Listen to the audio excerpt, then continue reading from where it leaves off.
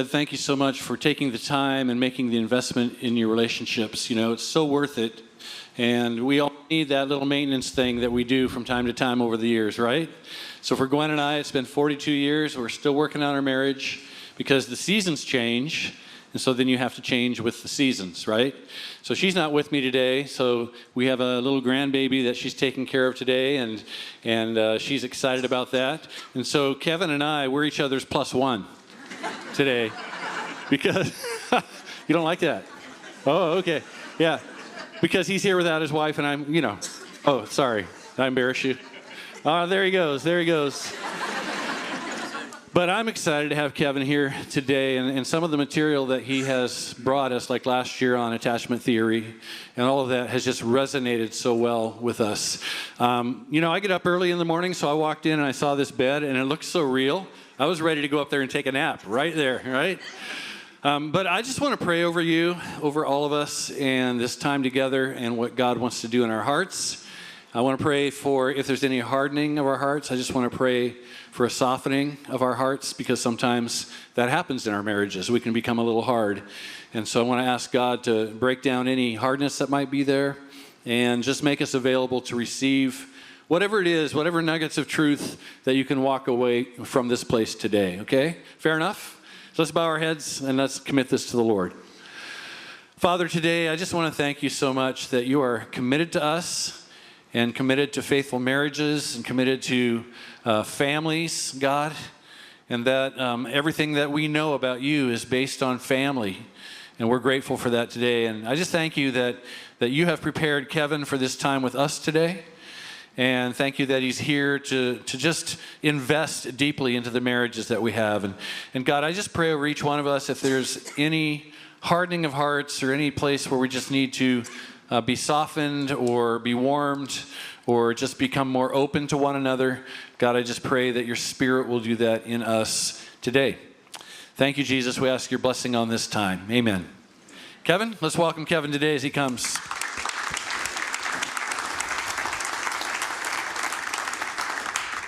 Thank you all. Thank you for being back here. I know it can be hesitation, and I totally get that, and I'm grateful for your presence here. I feel like we know each other well enough now that you know what you're going to get with me. I am what I am, and so this is not a time for guilt, for shame.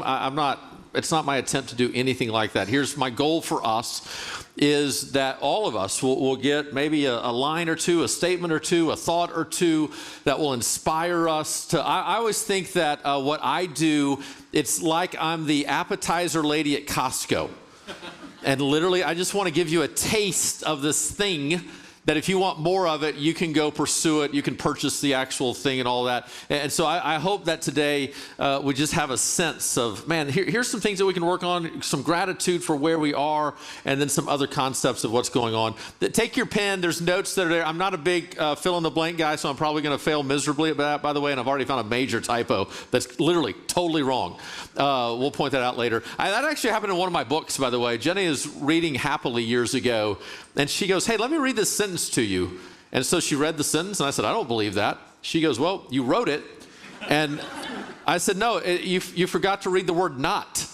And she goes, the word not is not in there. And so literally, you can quote me to me, and that's not what I believe. And so that's how hard writing can actually be. But there's a mistake in here. But I want you to write down a number, 56316. So that's the number, 56316. And then beside that, write the word marriage. So we're going to conclude today. We're going to do about 30 minutes of Q&A at the very end, but specifically with the topic that's at hand of sexuality, intimacy. My guess is you probably don't want to take a microphone and ask a question. And so we've created this text in. So you can text in. We'll take time right before we take a break to text in. And if you text the word marriage to 56316, it's like any other texting, normal texting.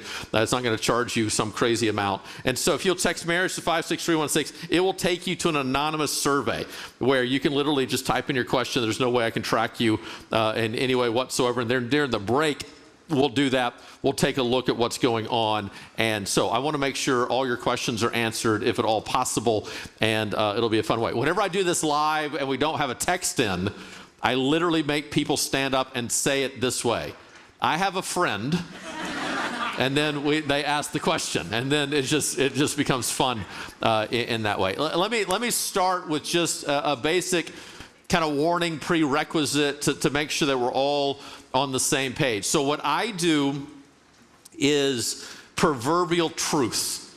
So what I'm going to talk about here today is not gospel, it's not law, it is proverbial truth. This is generally how life works, and so you have to apply it to your very specific situation. But I want to be very clear here that you're going to have some discernment about how what I'm saying applies to your circumstance. Because if we're not very careful, I can say something that is generally true for most couples in this space. So it is generally true for most couples in the building right now, if you would have more sex, your marriage would be better. That is generally true. There are some of you who the last thing I would ever prescribe for you right now is sex, much less more sex. So there are some circumstances where you actually need to disconnect a little bit physically. Most circumstances you need to connect much more physically. You're going to have to be able to discern the difference. So let me help you with this. If there is any active addiction, abuse, or adultery, any active addiction, abuse, or adultery, then you're going to have to take everything I say with a pound of salt.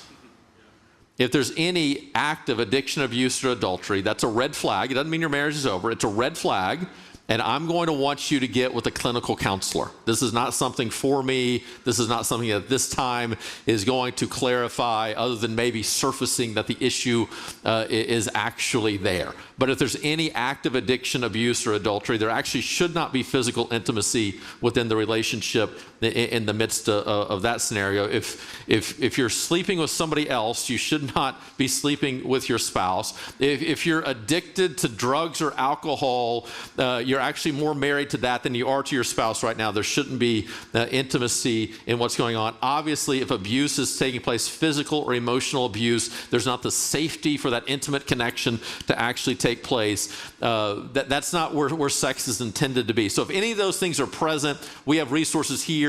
Obviously, Bethany and Paul can assist you. Kirk can assist you to get to the right resources and places that you need. That's not what I'm going to be talking about. But I recognize that in a room like this, as a matter of fact, I can look it up. I brought y'all's results from last time.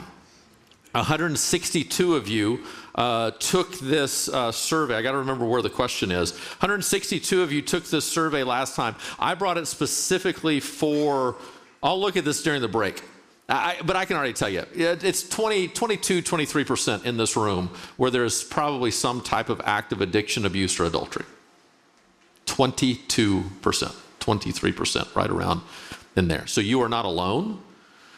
It is not an outlier situation, but it is something that's serious enough that we need to take care of. But this is not going to be the time for this. This is going to be much more of, look, our marriage is generally good.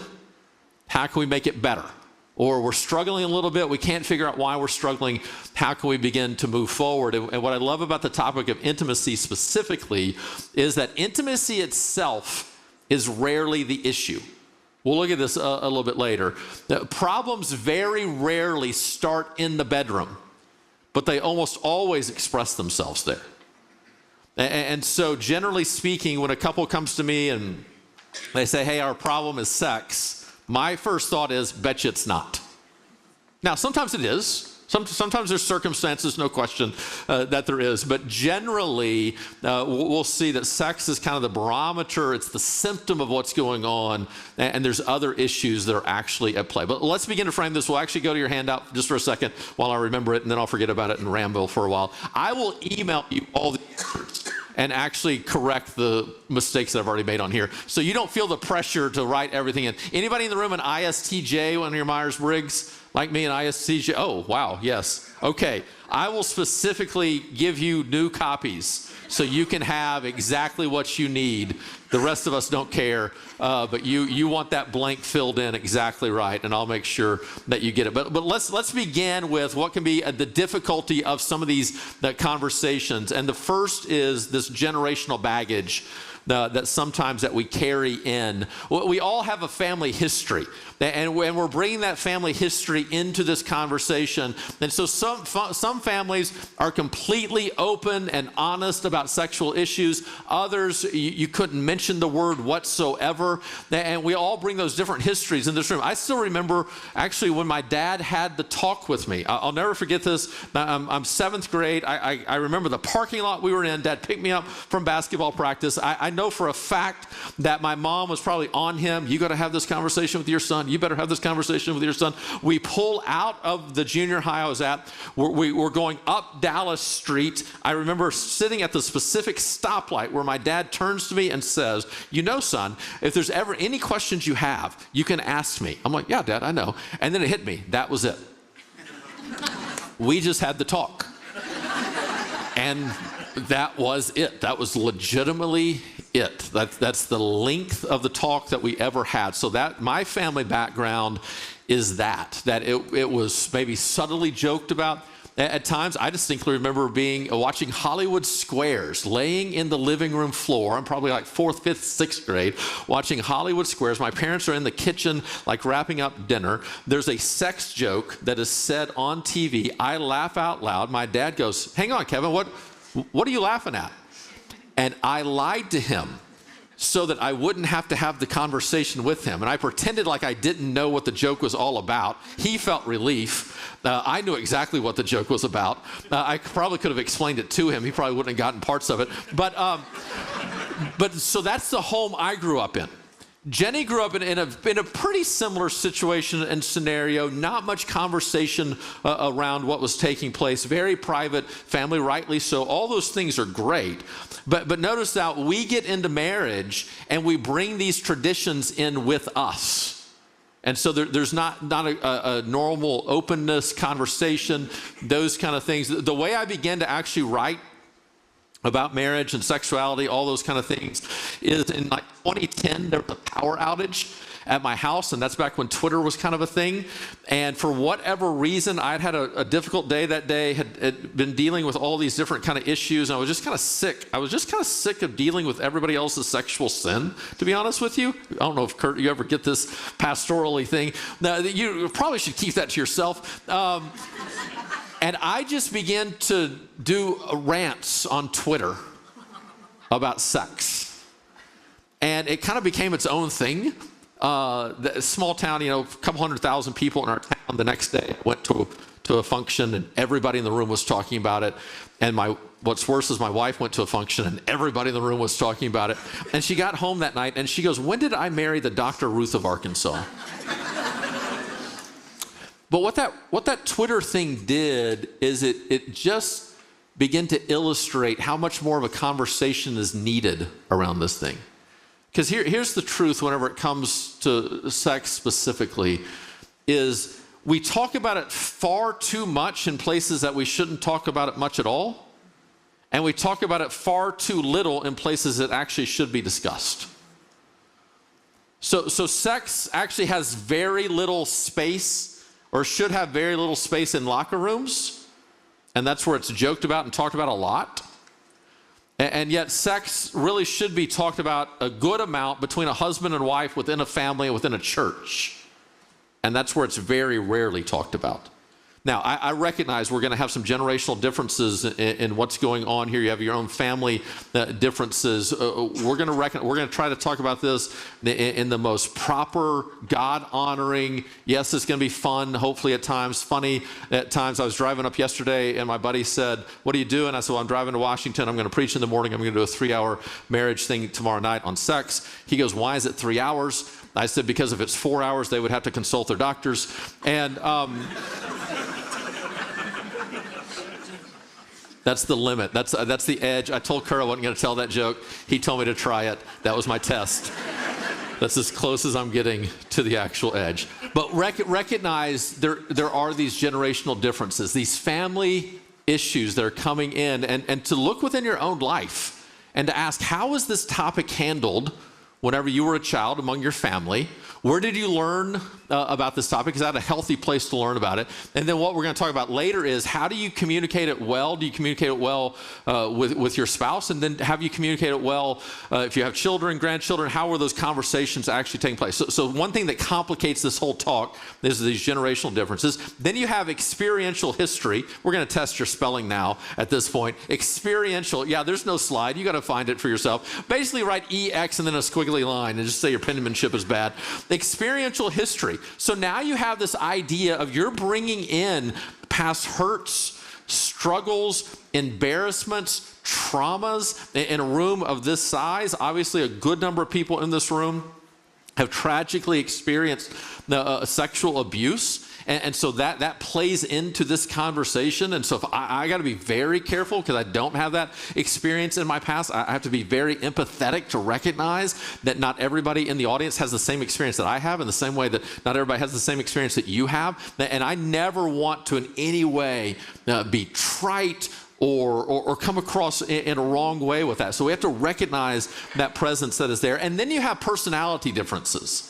And they're just different personalities. Some people are just an open book in every way about their lives. They're loud, they're funny. Then you have much more conservative, kind of an introverted kind of people who don't like to have the vulnerability to be out there in any way. All those things are just kind of natural aspects of who we are. Some people can talk about this very easily. Some people, it's going to be a much more difficult conversation. No right or wrong in that. That's just how their personalities actually begin to flow. But here's my encouragement.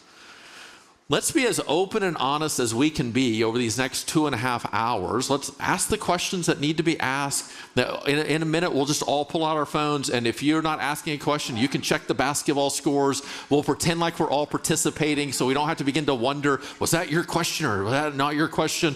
You don't have to worry about that kind of thing. Let's deal with the reality that intimacy is an important aspect of life. It's an important aspect of marriage. It's created by God himself, and we should have the ability now to deal with these issues in very humanizing, God-honoring kind of ways. Because here's the truth. If intimacy is an extreme struggle within your relationship, that will ripple over into other areas of your life.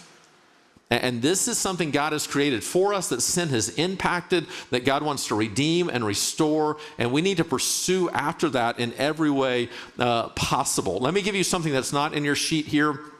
For a moment, you probably have heard me talk about it. By the way, how many people were here the last time I was here? The last marriage thing? Oh, okay. Wow. Apparently it was very meaningful. Those people didn't come back. But hey, we tricked the new people. We got the new people here. All right, so let me take that back. Y'all haven't heard anything that I'm talking about, so I'm not even going to have to introduce that. I'll do that in just a little bit. So let's talk about this foundation of safety. And I'm going to right off the top here, we're going to talk about how to have hot sex. Here's my guess is that's the only time that's ever been said from this stage. Here we go. It is secure attachment that leads to hot sex. Secure attachment. So here's the thing. Many of y'all heard me last time talk about attachment, but many of you did not. This is the thing that is most influencing your life and your marriage that you are probably unaware of. And this literally is now the key to intimacy that you desire.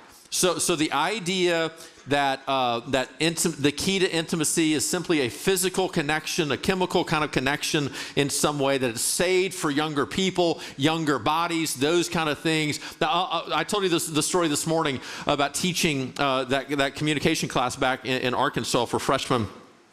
I'll never forget the day that I walked in, and we were talking about the importance of a good introduction.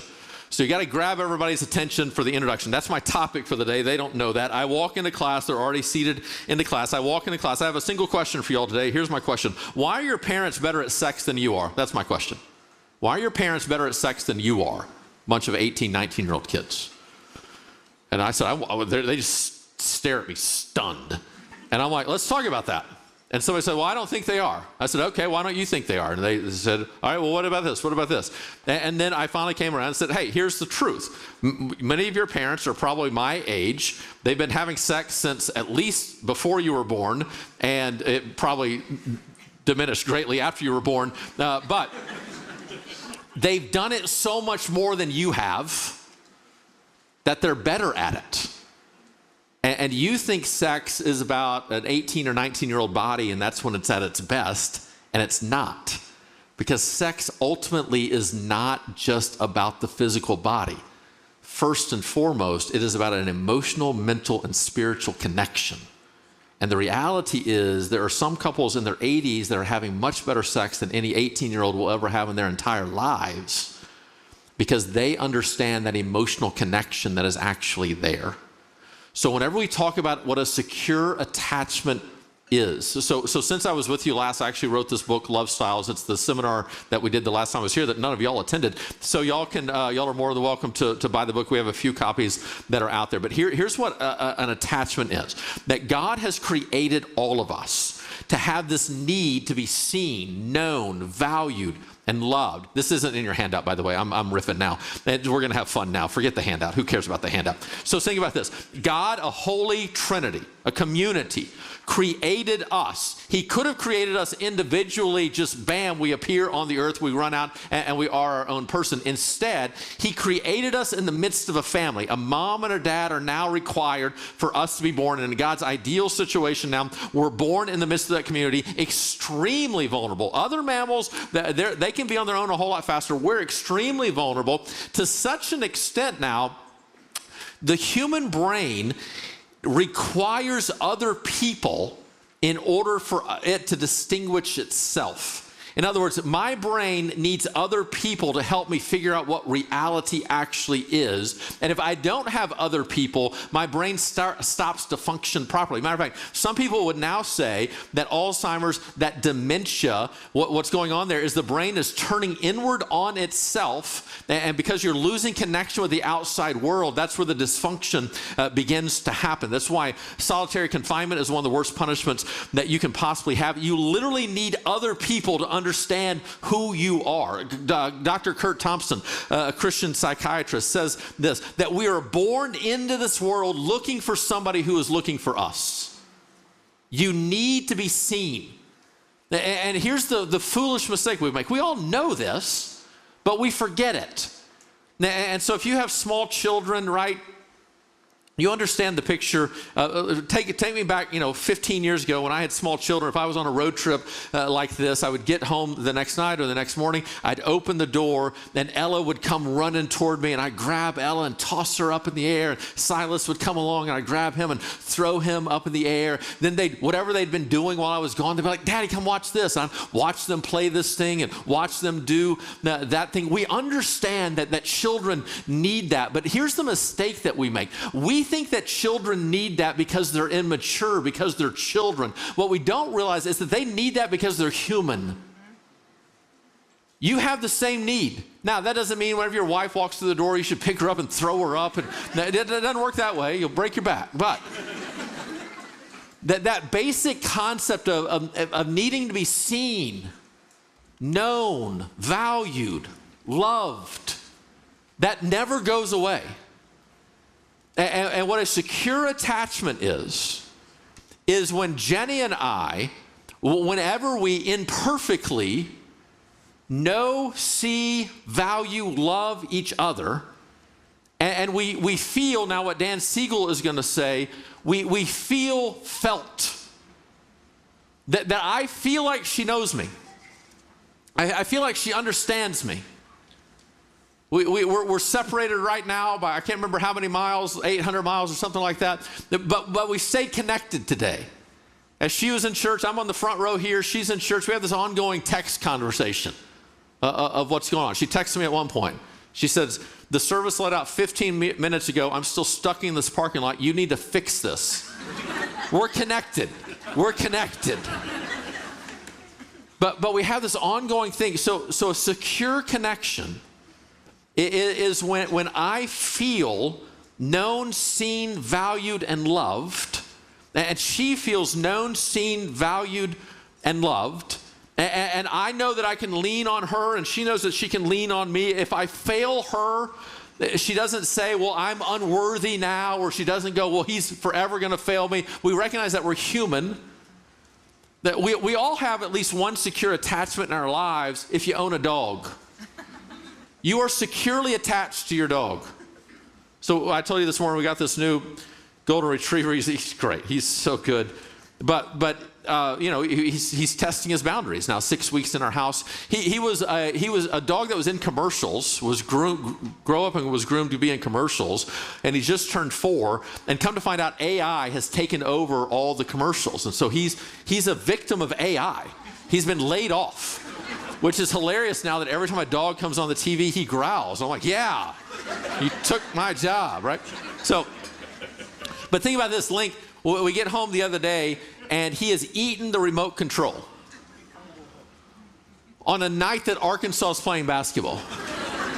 And I couldn't figure out how to turn on the TV and all that. But whenever I walk in that moment, I look at that and I'm frustrated, and I wish it hadn't happened. And I'm like, we got to plan different about this in some way. But think about this. I don't in that moment think to myself, Link, you did this to spite me.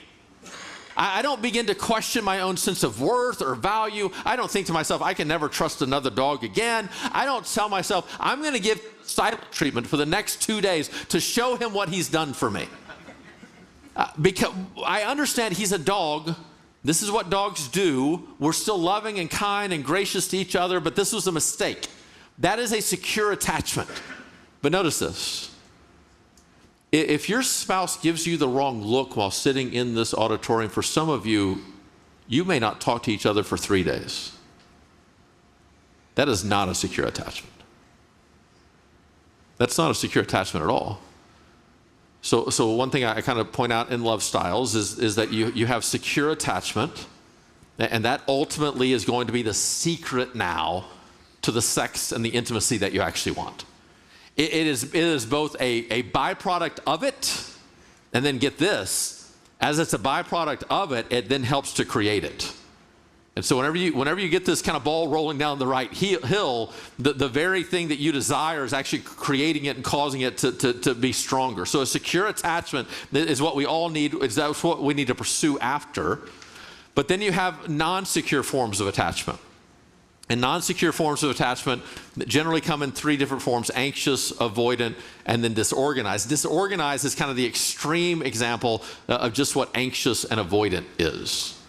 So an anxious attachment, so a secure attachment is I have a generally proper view of myself, of others, of God. I recognize I have my own needs. I can communicate those needs to other people. I can have a reasonable expectation that others will assist me in meeting those needs. Whenever they fail, I don't take it as a shot to my own self-esteem, my own worth, my own value. Whenever they fail, I don't write that story about all people, this is how they're going to forever respond. It just didn't work in this situation, or that person maybe is incapable of this. But a secure attachment is generally a proper view of ourselves, others, and God. Ultimately, a secure attachment, I think, as I point out in Love Styles, is ultimately pictured as who Jesus is. Jesus is the epitome about what a secure attachment looks like. But many of us have what we would call non-secure forms of attachment. And so anxious and avoidant, disorganized, well, let's not talk about that for now. Let's just talk about anxious or avoidant. An anxious attachment is, I've experienced love and the goodness of it, but I've also been hurt. It's been unpredictable. And so I become a little bit more clingy in needing reassurance. Because with an anxious attachment, my greatest fear would be abandonment. So I've been loved, but it's been inconsistent. And so I'm afraid you're going to leave me. So I become a little bit extra clingy. That's anxious attachment. Avoidant attachment would be, I've experienced the pain of love. My needs have gone unmet. And I want to protect myself from that hurt. So I write the story that I actually don't need anybody. I can do this on my own. I should be good enough to now do this on my own. I used this illustration last time, but let me just remind you of what I said last time, because I know you all remember it. So last time, remember, I told you a story. Imagine Michelle. So Michelle grew up in a good home, great person, a servant's heart in every way imaginable. Her parents kind of had some relationship difficulties growing up, and she now has a more anxious approach to life. And so she's afraid of being abandoned, afraid of being all her own. She kind of feels run by emotions. Sometimes she can feel like a roller coaster. Sometimes on the inside, she still kind of feels like a child in some way. In high school, she looks over and she sees Mark. And Mark is more of a stoic figure, has kind of seemingly has it all together. So Mark also grew up in a great home. However, the home that Mark grew up in, his dad didn't know how to handle Mark's emotions whenever he was a little boy, probably because his dad's own emotions weren't handled. And so he wouldn't shame Mark in any way, but anytime Mark got emotional, would throw a temper tantrum or something like that, instead of his dad being this loving strength that was in his life, his dad would either ignore it or shoo Mark toward his mother. But either way, Mark began to learn emotions don't matter or emotions are dangerous. And it's not something men actually should show. And so Mark now has this kind of cool, stoic approach to life. He says he doesn't care what you think. He can say whatever he wants to in the moment. He doesn't need other people. He now just has himself. And he sees Michelle and how emotional she can be and expressive that she can be. And internally, unbeknownst to him, he's drawn to that because those emotions are inside him as well. He just doesn't know it. And the idea of expressing it is amazing to him. And so he's drawn to who she is as a person while she's drawn to his stoic nature. She thinks to herself, I wish I could say whatever I wanted to. I wish I could be so solid in what's going on. And so now the two of them are drawn to each other. So they start to date. High school goes great. They get married in college. They have 3 kids. 10 years later, they're in my office. Can't figure out what's wrong with their relationship. But here's what's happening in this moment is Michelle has a more anxious attachment. And so she is keen at seeing any sense of disconnection, of abandonment. She grew up in a home where she had to kind of read the emotional temperature of the room and make sure people stayed connected with her. And so she can overly read into things at times that you're about to leave me. Well, Mark, with a more avoidant attachment, has he has the ability to overread the room just a little bit, that you're going to demand something from me that I don't have the resources to fulfill. And so he's always looking for any sense of you requiring vulnerability from him. And now here they are in this relationship, drawn to each other, and yet now already set up for what's going to create a disconnection. So let's say, it doesn't matter what triggers it, but let's say Mark comes in one day and he's tired from work and he's thinking about a work problem. And whenever he walks in, he's thinking about a work problem. He's been gone all day. Michelle's been home with the kids. Michelle just wants to connect. But whenever he walks in with a more stoned, stoic face, Michelle is more prone to read into that, I've done something. Anxious attachment, I've done something. So she's going to kind of panic when she sees his face that he's not really happy to be home. Well, Mark, whenever he walks in, now has been drained from the day. He has nothing really left to give. When he walks in and Michelle just wants to greet him back to the house, welcome him home, he sees her walking toward him with open arms, and he thinks to himself, she's going to want to hear about my day. And I don't want to talk about my day. I don't have it within me to share. She's going to ask, well, how did you feel about this? I don't know how I felt about anything. And so now both of them are triggered. And so it doesn't matter who acts first, but let's say Mark now, he just kind of gives her the emotional strong arm of, hey, I got to go change clothes. That causes Michelle to panic so I've done something. He don't want to connect. And so she kind of chases after him, now looking for reassurance. Well, as she takes a step toward him, he takes a step away from her. Now the very thing she's been afraid is going to happen is happening. He's distancing himself emotionally, maybe even physically, which causes more panic within her. She has to catch him to connect, to be reassured. So now she starts chasing after him. Well, as she begins to chase after him, he starts running from her. And now they're in this pattern. This pattern could last for an hour. It could last for a day. It could last for a week. But literally there's this disconnect in which he's running from her and she's trying to chase him down. Do you get how exhausting that sounds? Well, finally something happens that causes them to connect. Whatever it is, they finally connect. And the moment that they connect, Mark and Michelle both have a thought that runs through their mind. Michelle thinks to herself, whew, we just had an emotional breakthrough. It will forever be this deep and connected. And Mark thinks to himself, whew, I appeased her. I'll never have to do that again. And they're already set up for the next fight. And what they're doing is they're bringing their love styles into this relationship, these styles that were formed out of their childhood. They're bringing it into their present relationship just because that's just how they were taught that love feels like. What's funny to me is 90% of the love songs we sing on the radio are unhealthy love styles. They're actually either anxious or avoidant attachment. But it sounds so natural to us. Every breath you take, every move you make, I'll be watching you. That should be illegal. And yet to some, it just sounds so beautiful. And what's going on?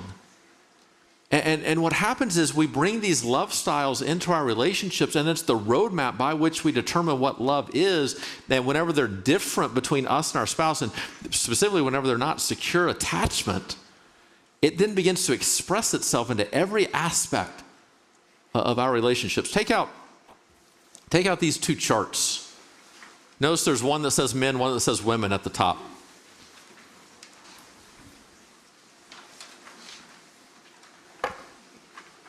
I like how I made it through the outline to fill in the blank number 4, and then I'm like, forget about it. Okay, let's start with men. So notice how anxious and avoidant attachment can play out whenever it comes to intimacy among men, and we'll look at secure attachment. So whenever somebody has a more anxious, so I have a more anxious pathway, generally speaking. So I'm anxiously attached with my mom and avoidantly attached with my dad. I was anxiously attached to Jenny. It's now become a secure attachment. That's how I wrote the book. Okay, so you got to be screwed up first, get healthy, write about it. That's how this works. She would say, not that healthy. Jenny and I were walking down the street the other day, and she had sent me a picture of the new dog. And golden retrievers, I think, are anxiously attached. They're just always by your side. And so I texted Jenny, and I said, you have an anxiously attached dog, you have an anxiously attached husband, what's wrong with you? And Jenny responded that nothing is wrong with me, something is wrong with my dog and my husband. And I'm like, that's the most securely attached statement I've ever heard my entire life, all right? So notice what happens whenever it comes to, this is intimacy, sexuality specifically. The core motivation, if you're an anxiously attached man, now is trying to use sex to gain reassurance and closeness.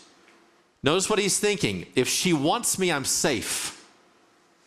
And so he might initiate frequently. And if the anxious part, if their partner isn't receptive, he will interpret the no as a rejection. And so he might rather have the fight than silence.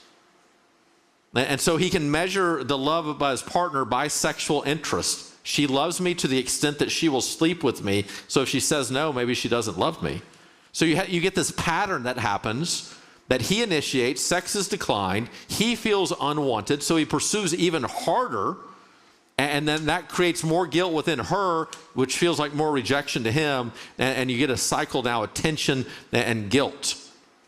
And he's thinking to himself, I just want to feel close, when in reality, what he really wants is, I want proof that I'm loved. And so what he's doing is he's bringing his unhealthy attachment style into the bedroom, and it's impacting the sexual experience. And so there's a growth pattern there of what he needs to do. But notice avoidant attachment. So with avoidant attachment, you can use sex now to control connection, but notice this, without vulnerability. So somebody with an avoidant attachment still wants the physical connection, but they don't want to actually bring their heart into the picture, into what's going on. So somebody with an anxious attachment can use sex as a reassurance that, okay, at least we're still here.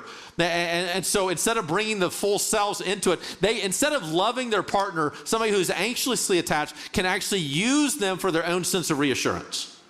Somebody who's avoidantly attached, a guy specifically, will engage in the sexual act, but he will not bring his heart and his soul to the bedroom.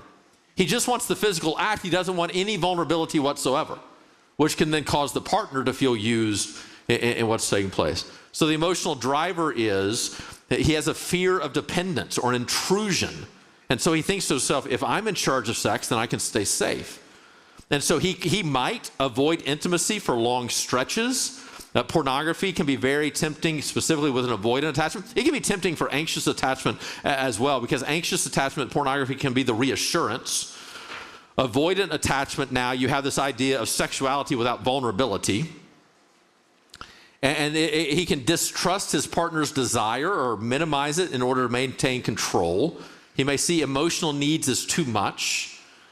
And then the pattern becomes when intimacy feels too emotional, he will distance himself. The partner will protest because they want connection, which will cause him to withdraw further. And now you're in this cycle of detachment.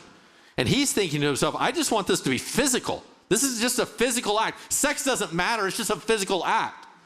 But that's avoidant attachment. He's not in touch with his own emotions. And so basically what he really wants is he doesn't want to be too emotionally exposed. He doesn't want vulnerability. Notice this. You can be anxious and be a man. You can be avoidant and be a woman. Don't get caught up on genders on this. But here's what's true for a lot of avoidantly attached men. They grew up in a climate or in a house or whatever in which their needs were not always seen and met. And so they did not learn how to understand what's going on inside of them. So they have no connection with their own emotions. And many times they've actually written the story that emotions are dangerous. And they might turn to their wife and say, you're too emotional. Not recognizing that it's actually his own emotions that he's uncomfortable with. Don't forget what Kurt Thompson said. Kurt Thompson said that wisdom is logic plus emotion. We talked about this the last time I was here. Logic plus emotion equals wisdom. Notice it's not just logic equals wisdom. It's not just emotion equals wisdom. It's logic plus emotion. So if I were to give you 3 precepts, it's 2:50 on Sunday afternoon, I want chocolate, and your house is on fire. Those are 3 precepts. There are 3 truths that are present.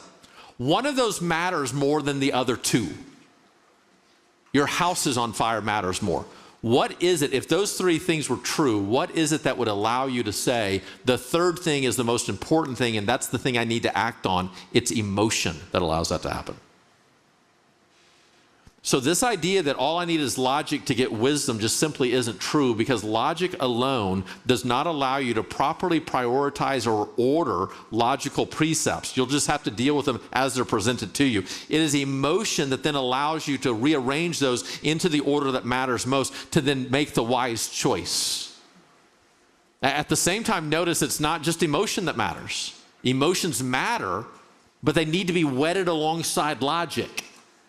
So generally speaking, somebody with a primarily anxious attachment overvalues emotion and doesn't value logic enough or can't process it enough. Somebody with an avoidant attachment tends to overvalue logic and undervalues emotion. And so if you're an avoidantly attached man, for many of us, you grew up not aware of what's going on inside of your body. So you don't have words to even if you knew what was going on, you wouldn't necessarily have words to say what it is. And even if you had words to say what it is, it would never cross your mind to speak those words to another person, because you don't understand that they can actually help you with those needs. And so one thing I hear many times from, as I'm speaking at Momco, is, why won't my husband open up to me?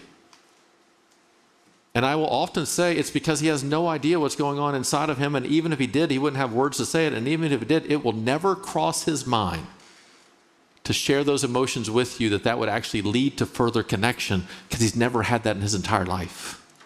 So the very thing that you desire the most, an intimate conversation with your husband, it's not even crossing his mind that would be a positive experience. That's an anxious and avoidant attachment that we now bring into the sexual relationship. Notice what a secure attachment looks like for a guy. They use sex as one expression of connection, built on emotional and physical and spiritual intimacy. But it's just one expression. There's others. It's a desire for mutual pleasure, emotional presence, and shared joy. So in a securely attached relationship, we're safe whether we have sex or not in this moment. They're comfortable in initiating and accepting a no. One of the ways that you can see that you're growing in a secure attachment is if you still desire sex, but whenever your spouse says no, it doesn't rock who you are as an individual. You recognize, oh, no tonight does not mean no forever. They're comfortable, so they value their partner's desire as autonomous, feels joy, not threat, in her freedom to want or not want. And so when conflict arises, they communicate openly, they repair quickly, and they maintain safety regardless of the outcome. What they say is, I want to connect with you. And what that means is, I want to fully connect my body, heart, spirit, emotions with you. And so suddenly, notice go across the column here, across the row, the relational outcome. In an anxious attachment, sex for a guy, sex becomes a regulator for insecurity rather than an expression of unity. So this is my early experiences with Jenny. Sex for me was the proof that I needed that she was going to stay with me. And I was actually using her now to navigate my own insecurity. But whenever she said no, then who am I as a man? If she doesn't want me, what's going on? Man, it's amazing how vulnerable I get whenever she's not here. I used to tell her, I just want you to want me. And she's like, I do want you, just not right now. Like, wasn't yesterday enough? I'm like, no, that was good yesterday. Now I want you to want me today. And then I'm going to want you to want me tomorrow. But it was this idea of my anxious attachment was now running a story in my head. She might leave me at any moment. And it was sex that was the most reassuring thing to me, that she wasn't going to leave. So it becomes a regulator for insecurity rather than an expression of unity. In an avoidant attachment, sex becomes a barrier to intimacy. Now notice that. With a guy, let's say the guy is avoidantly attached, they engage in sex, but because he is separating his body from his emotions, she feels that. And she feels his desire just to have this as be a physical act instead of a true human connection. And so even though they engage in the sexual act, she still feels more disconnected. And he actually feels disconnected. He just may not know it because his body is going a place that his mind isn't willing to go. But with a secure attachment, sex becomes a bond of trust. It's a place of playfulness, of mutual delight. Let's look at what it looks like for women, and just very quickly, because we're still in the fourth fill in the blank. So the other handout, the attachment to sexuality in women. So an anxiously attached woman can use sex to gain reassurance and connection, seeks closeness to soothe anxiety and confirm being desired. The fear of they fear rejection or abandonment. And so she thinks, if he desires me, then I'm safe. So if he wants to have sex with me, at least I'm still safe. So she might initiate or she might consent out of fear of losing her partner's affection. So notice this. She is she's saying yes at times. She actually doesn't want to say yes. But her fear is, if I don't, I might lose him. That is not a secure approach. That is her anxious attachment now making decisions for her. She overinterprets rejection and thinks if he doesn't want sex, she can think to herself, well, he's just not attracted to me anymore. When sex doesn't happen, she internalizes rejection, pursues harder to make some kind of connection, and that reinforces the very partner's avoidance. Because remember, if he's terrified about an emotional connection, she's now reaching for him. He's now pushing away and running from her. She's thinking to herself, I just need to feel close, but many times what she's actually saying is, tell me that I actually matter to you. And so for her, sex can become a plea for security. Physical intimacy masks deeper emotional hunger. But you can also have women who are avoidantly attached within their relationship. Somebody who's avoidantly attached uses sex to manage expectations or to maintain independence, may avoid sex when it feels too emotionally exposing. And so the emotional driver now is a fear of vulnerability. And she thinks, if I keep distance, I stay in control. So sometimes a woman with avoidant attachment can actually manage the availability that she's offering to her husband as a way to control him.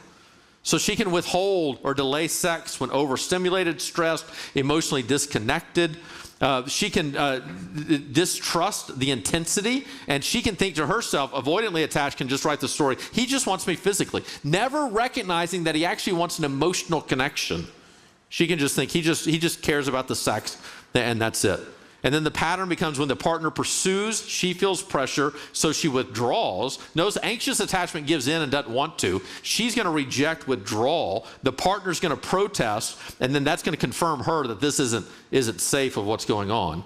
So she'll say, I'm just not in the mood, but in reality, she's thinking, I don't feel safe or seen. And so sex for her becomes a risk to her own safety. Emotional distance numbs the longing and passion. But notice what it can be in a secure attachment. In a secure attachment, we use sex to deepen trust and pleasure. We see intimacy as both an emotional and physical connection. There's a confidence and a curiosity. Sex is one way, not the only way, one way we express our love and enjoyment with each other. We're open to sex when emotionally available, clearly communicates needs, boundaries, and desires, feels no shame about wanting it, or that should be resisting it, about wanting sex or resisting it if she doesn't want it in the moment. She receives desire as love, not demand, gives desire as an invitation, not an obligation. When they're out of alignment, they communicate calmly, they adjust the pace, they protect the emotional safety with each other. Whenever they say, let's connect tonight, what that really means is, I want to enjoy being with you. Mind, body, soul, and spirit. And so then sex becomes a celebration of safety and trust. Desires flow from belonging and not pressure. Here's, if you feel comfortable enough as an individual, do this, but then you can also do this as a couple later, not right now, is look at these two charts and say, all right, whenever we're really healthy, do we exhibit some of these secure attachment approaches whenever it comes to intimacy? And whenever we're at our worst, which column do each of us appear in?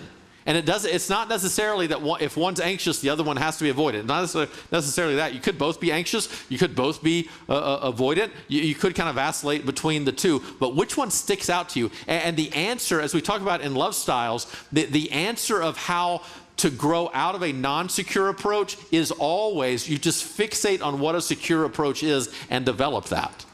So I have grown so Jenny was securely attached, I was anxiously attached with her, and over time, I have now become securely attached with Jenny because we've grown into what this right-hand column looks like, to such an extent now that, let's say we have intimacy that's planned, and she's like, honey, I'm tired tonight. My first thought isn't, oh my goodness, are we ever gonna have sex again? Instead, my first thought is, okay, it'll be good tomorrow.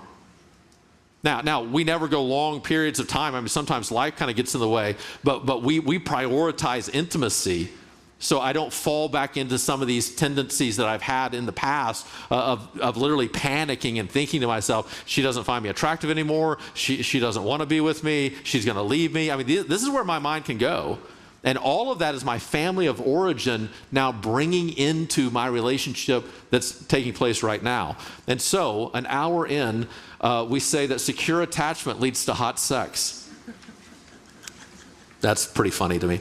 Okay. So the next line is where the typo is.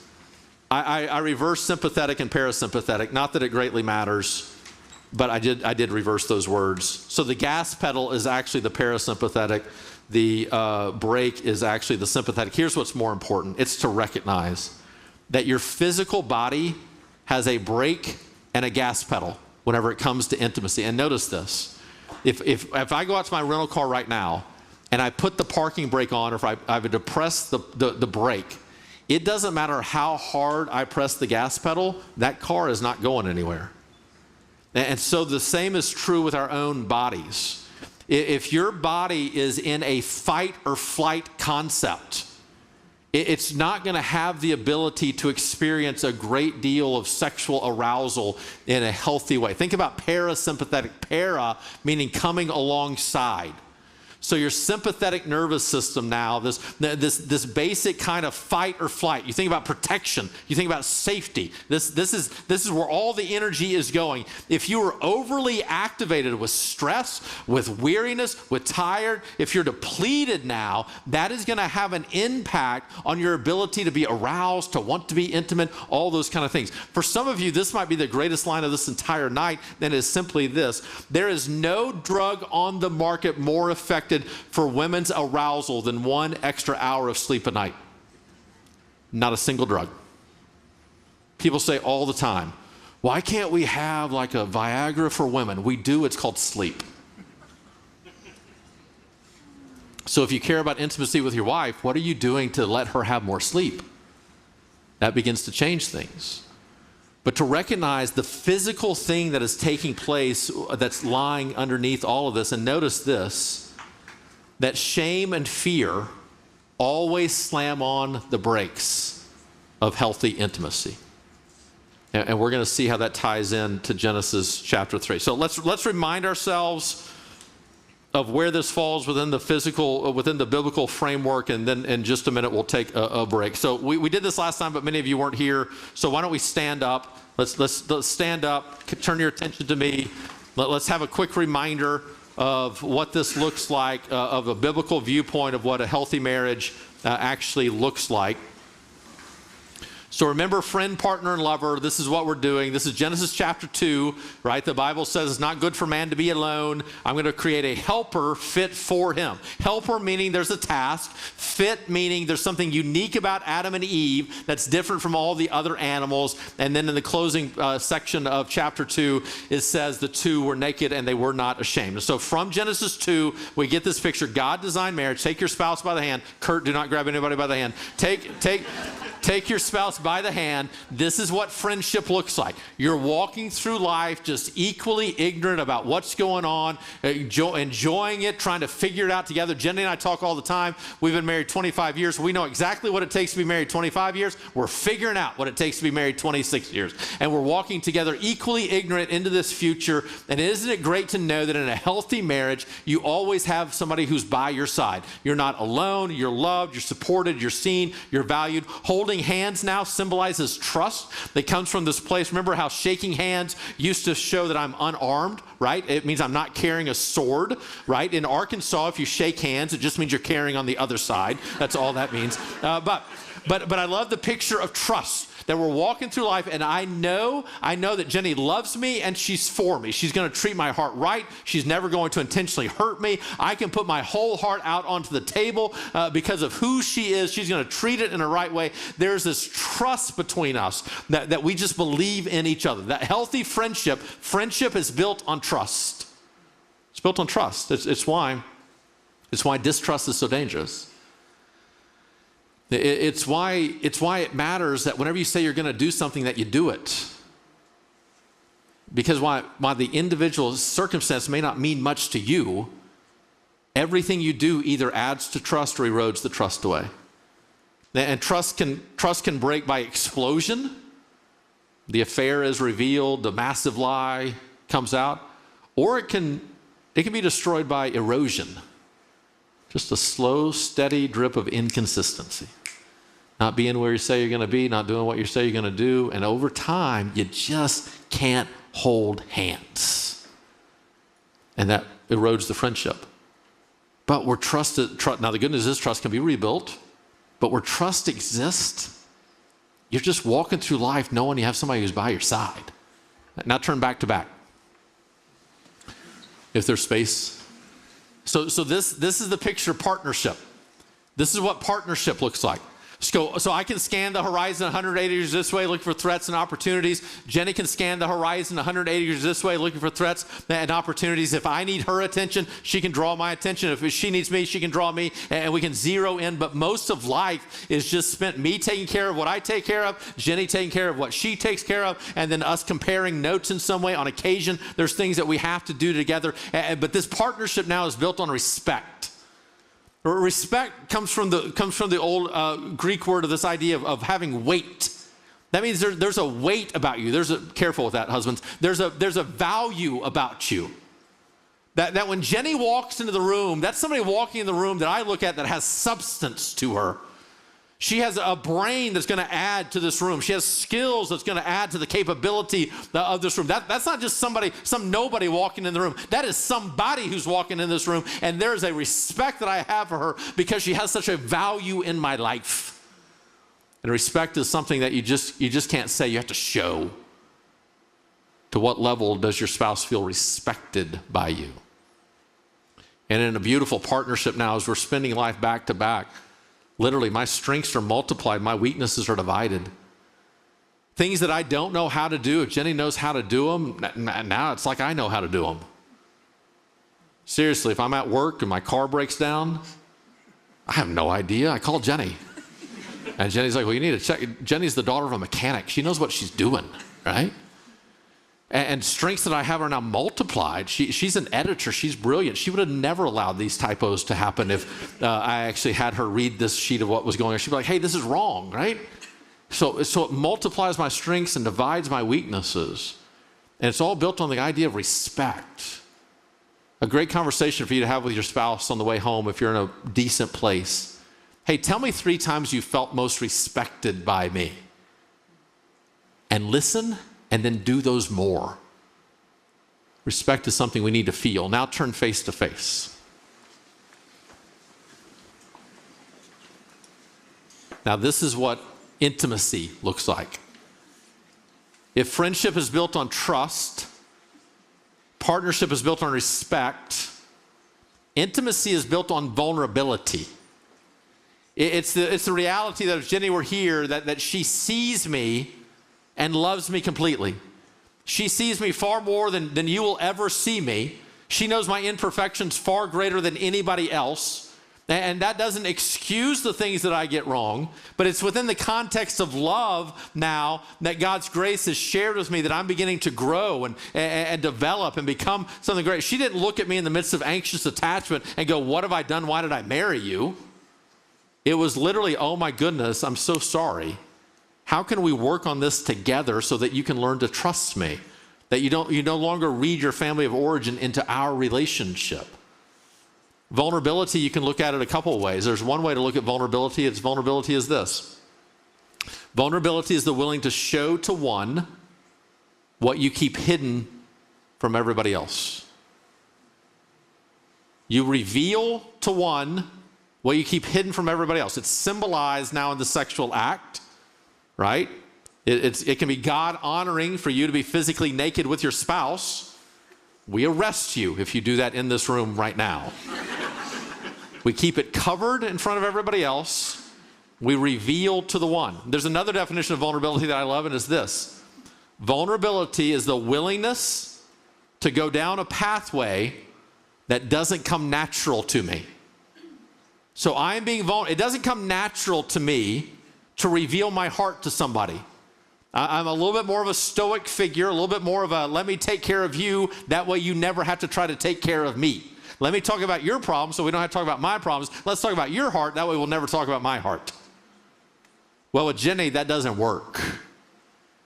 And so why it doesn't come natural to me to be vulnerable, vulnerability means I'm going to take that pathway that doesn't come natural. I'm going to reveal to her what I keep hidden from everybody else.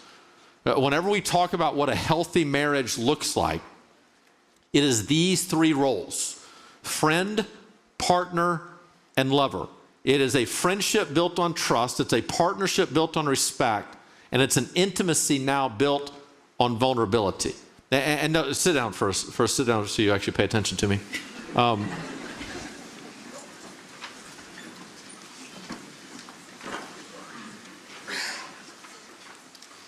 Notice what happens here, how these things develop.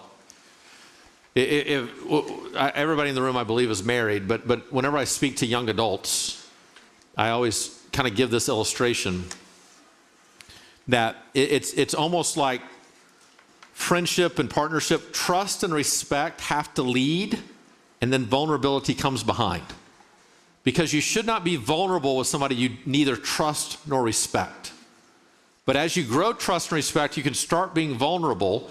And ironically, as you start being vulnerable, that can further build the trust and respect, which will allow you to be more vulnerable, which will create more trust and respect. And it kind of all rolls together. But if either trust or respect begins to lack, it will begin to erode the vulnerability. And so many times, even as I look at your scores here, what scored the lowest, this is from 2 years ago, 162 of you responded. Friend, partner, and lover, your lowest scores were intimacy. The lover score was the lowest. But your biggest problem isn't sex, although it is a problem. It's not your biggest problem. Your biggest problem is actually attention and respect. You score lower in friendship because you don't pay enough attention to each other. We talked about this last time. I don't have to go into it now. Why don't you pay enough attention to each other? It's because of this. This demands nothing from me, requires nothing from me. It entertains me. It allows me to avoid vulnerable emotional conversations, confrontations. And so it's just easier for me. Let's face it, when I get on the plane tonight, I'm not going to want to talk to anybody. So I'm going to grab my phone, put in my AirPods, and I'm going to veg. And it's going to be a loud announcement of, I am not here for you. I'm tired. Well, that's fine. But I better not do that when I get home tomorrow. And yet that's what we do. And because we're paying so much attention here, we're not paying as much attention to our spouses and to our children, and that erodes our friendship. When it comes to your partnership scores, where it ranks the lowest is that you do not feel fully respected by your spouse. And it's interesting because I ask it in two different ways.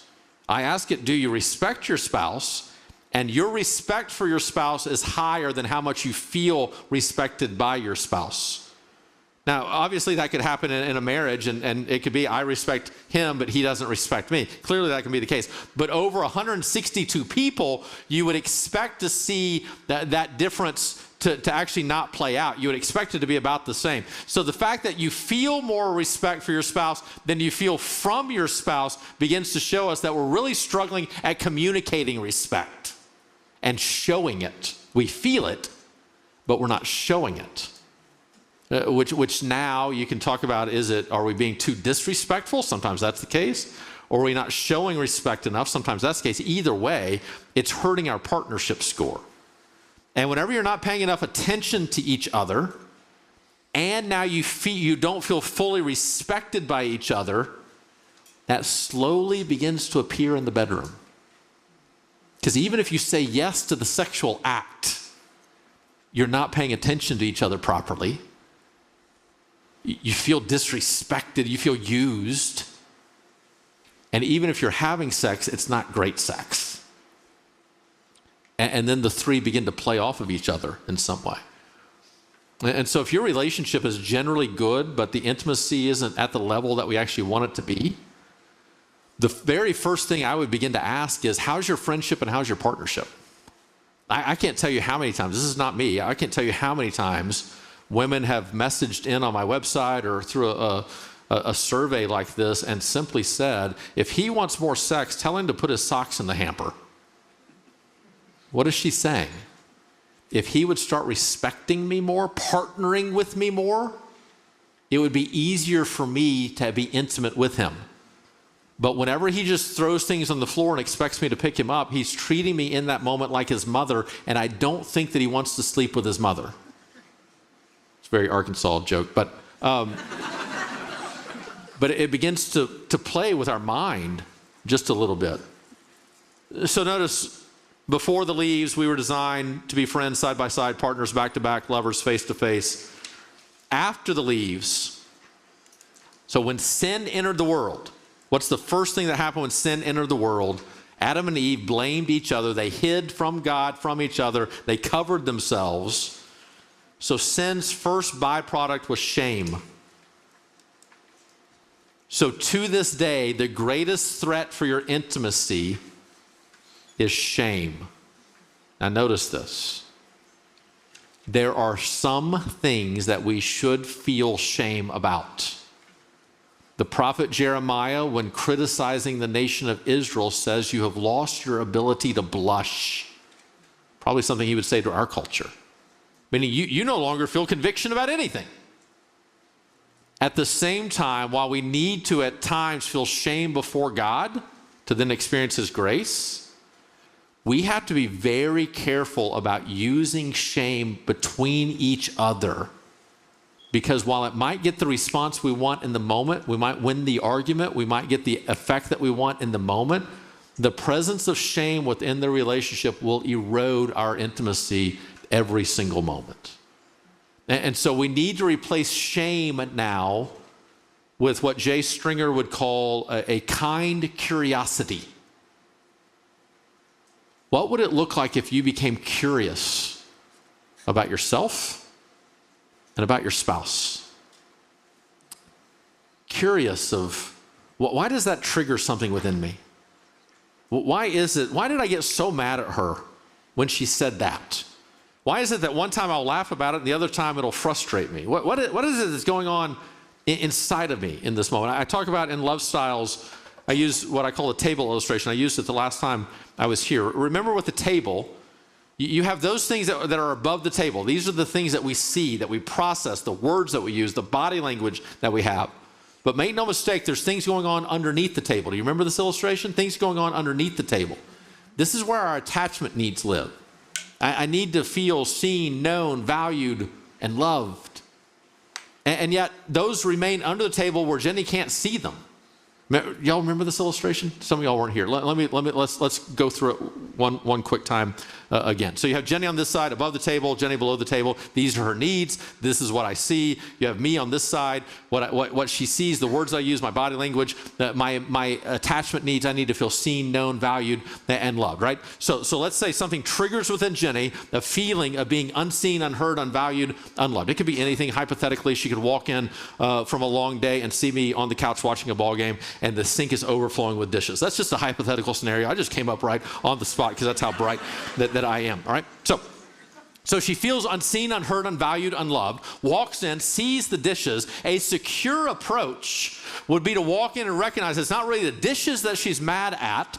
Instead, it's the fact that she feels unseen, unheard, unvalued, unloved. She recognizes, I don't see that. A secure approach would be to surface those and to say, hey, honey, whenever I walk in and see the dishes like that and see you watching the game, I feel unseen, unheard, unvalued, unloved. And I know you would never want me to feel that way. Let's connect. That's a very secure approach, and Jenny probably actually would say that. But let's say for a moment she's tired, she's not feeling in that way. She feels unseen, unheard, unvalued, unloved. The dishes now trigger her. Instead of surfacing those emotions, instead she surfaces a protest. And what a protest is where you take an issue and you're trying to use it to reveal what's going on inside of you. But because the issue never matches the emotional intensity that you feel, you will always elevate it higher than the actual issue. So she raises a protest, and so she says, well, I guess you don't care about these dishes. Notice that. I guess you don't care. Going to elevate it to show me what's going on inside of her. Well, now I feel unseen, unheard, unvalued, unloved. And a secure response to that would be to recognize, hey, that protest shows something more that's going on to her heart. Instead of defending myself, what I need to do in this moment is to lean into her and to hear her. But that's the type of husband I write about. The actual type of husband I am is I feel attacked, ashamed, unworthy, and so I raise a defense. Well, I was gonna get to the dishes, but I came in, the golf course was hot, and I'm tired, and the game was on, and I didn't know you were coming home right now. But notice the problem with my defense. I'm telling her I'm defending me, which causes her to feel even more unseen, unheard, unvalued, unloved. And if the first protest didn't work, she has to up the ante and protest more. Well, you never care about the dishes, which causes me to feel even more attacked and unworthy and ashamed. And if my first defense didn't work, I can either raise a stronger defense, do you know all I do for this family? Or emotionally shut down. But either way, whether I defend myself harder or just remove myself from the situation, she still feels more unseen, unheard, unvalued, unloved. And we are now in what psychologists call the infinity loop. Now, don't get caught up with the genders, because we can just as easily have that fight and immediately switch sides where I feel unseen, unheard, unvalued, unloved, and I raise a protest. Well, I thought we were going to have sex tonight. Then she feels shamed and unworthy, then not enough, and raises a defense. I thought last night was enough. And I feel even more unseen, unheard, unvalued, unloved. Then I raise a greater protest. Well, I don't know if we're ever going to have sex again. And she now feels ashamed and not worthy enough and raises a greater defense. Well, if you weren't so perverted, needing it all the time, maybe it wouldn't be that big of a deal. And suddenly we switch roles. And notice what's happening in this moment is both of us now are triggering each other and actually using shame in an attempt now to get our hearts seen. But it never works. And what I said the last time I was here, what I say in the book is the problem with the pointed finger of protest and the clenched fist of defense is you can't hold a hand with either one of them. And what actually needs to happen in this moment is, instead of, if I feel unseen, unheard, unvalued, unloved, instead of raising a defense, if I thought we were going to have sex tonight, I need to surface the emotions. Honey, I really feel unseen, unheard, unvalued, unloved right now. I really want to connect with you. And Jenny, instead of defending herself, can lean into that and go, oh my goodness, Kevin, what does that feel like? I don't want you to feel unseen, unappreciated, unwanted, but I am really tired. So is there another way that we can connect? Can we plan a time that we're going to connect? She feels triggered because of dishes. Instead of defending myself, I can lean in and say, hey, honey, man, I don't want you to feel that way. And as I go and start to clean the dishes, I can say, hey, sit here with me as I clean these dishes. Tell me what that feels like to come home and see me there and the dishes here. What are some other times in which I make you feel that way? And notice what's happening is we're now getting to the actual needs that are going on, what's going on below the table, and we're beginning to give grace to it. So after the leaves, sin's first byproduct was shame. After the cross, grace allows us to be fully known and securely loved. What would it look like, instead of protesting and defending, to actually begin to draw out the heart of my wife? Man, I see how you could feel that. What are some other ways that I make you feel that way? What are some other times in which you feel taken advantage of? You feel like I'm treating you like my mom. What is that like? Now notice this. In the moments that Jenny protests, if I will resist the temptation to defend myself and instead shine the spotlight on what's going on underneath the table, inviting her to surface those emotions, if she has the opportunity to surface those emotions long enough, there will eventually become a point in her in which she will then say, hey, what's that like for you? Because I know I have to do that to you sometimes in the same way that you do it to me. And notice all of a sudden, the very things that I'm trying to defend, she now gently and softly tries to protect. And the very thing that I want to be seen, known, valued, and loved, she begins to see me in that way, even as I'm seeing her in that way. Here's the great irony.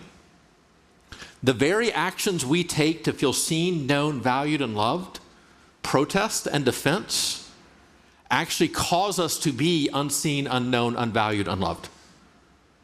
And the most vulnerable act now of surfacing what's truly going on and not using some surface level issue, which, by the way, sex is often the surface level issue.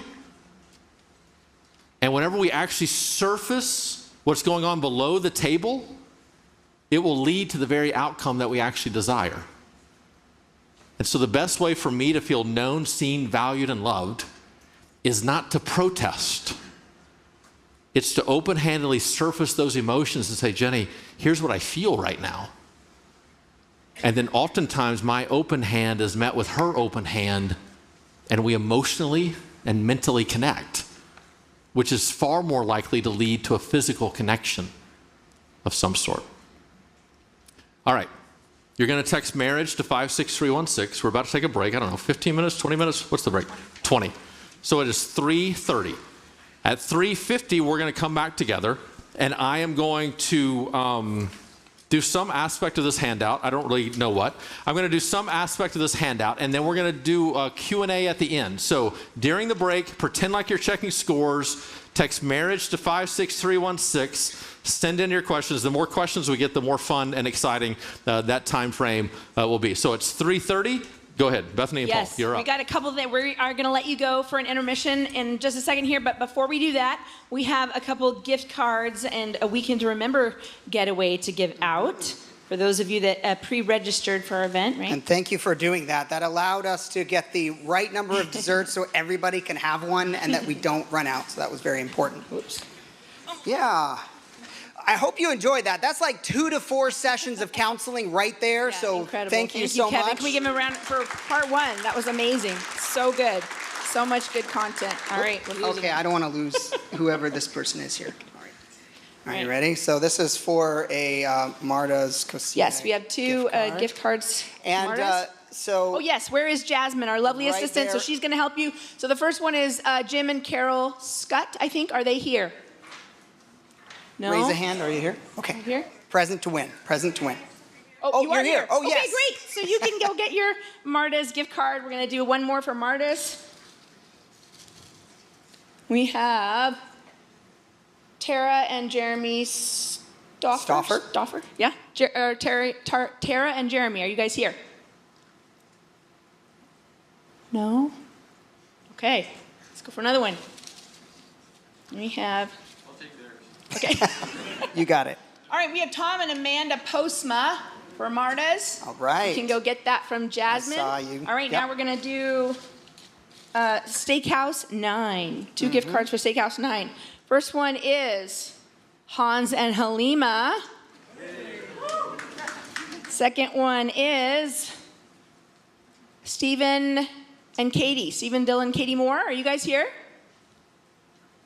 No? Okay. Do one more. Whoops. Dimitri, Natalia. Yep.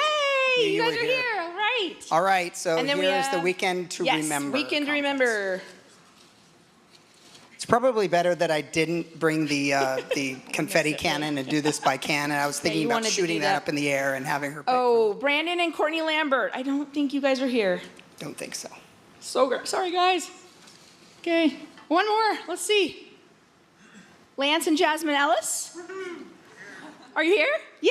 Okay. So Yay. you guys get the Weekend to Remember. All right. Thank you guys so much. So yes, we have about 20 minutes. We have some dessert and snacks for you guys. We have our lovely photo booth where you can print out a picture. So please do that. And yes, check out our resources and we'll see you back in about 20 minutes. Thank you. All right, friends, let's gather back.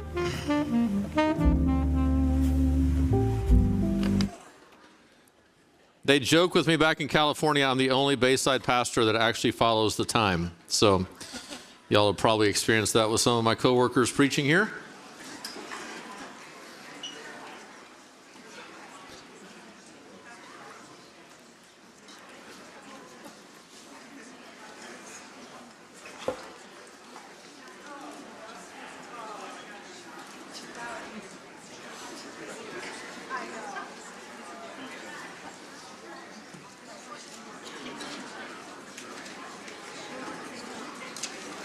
We got about 20 questions in so far, so keep on sending those in.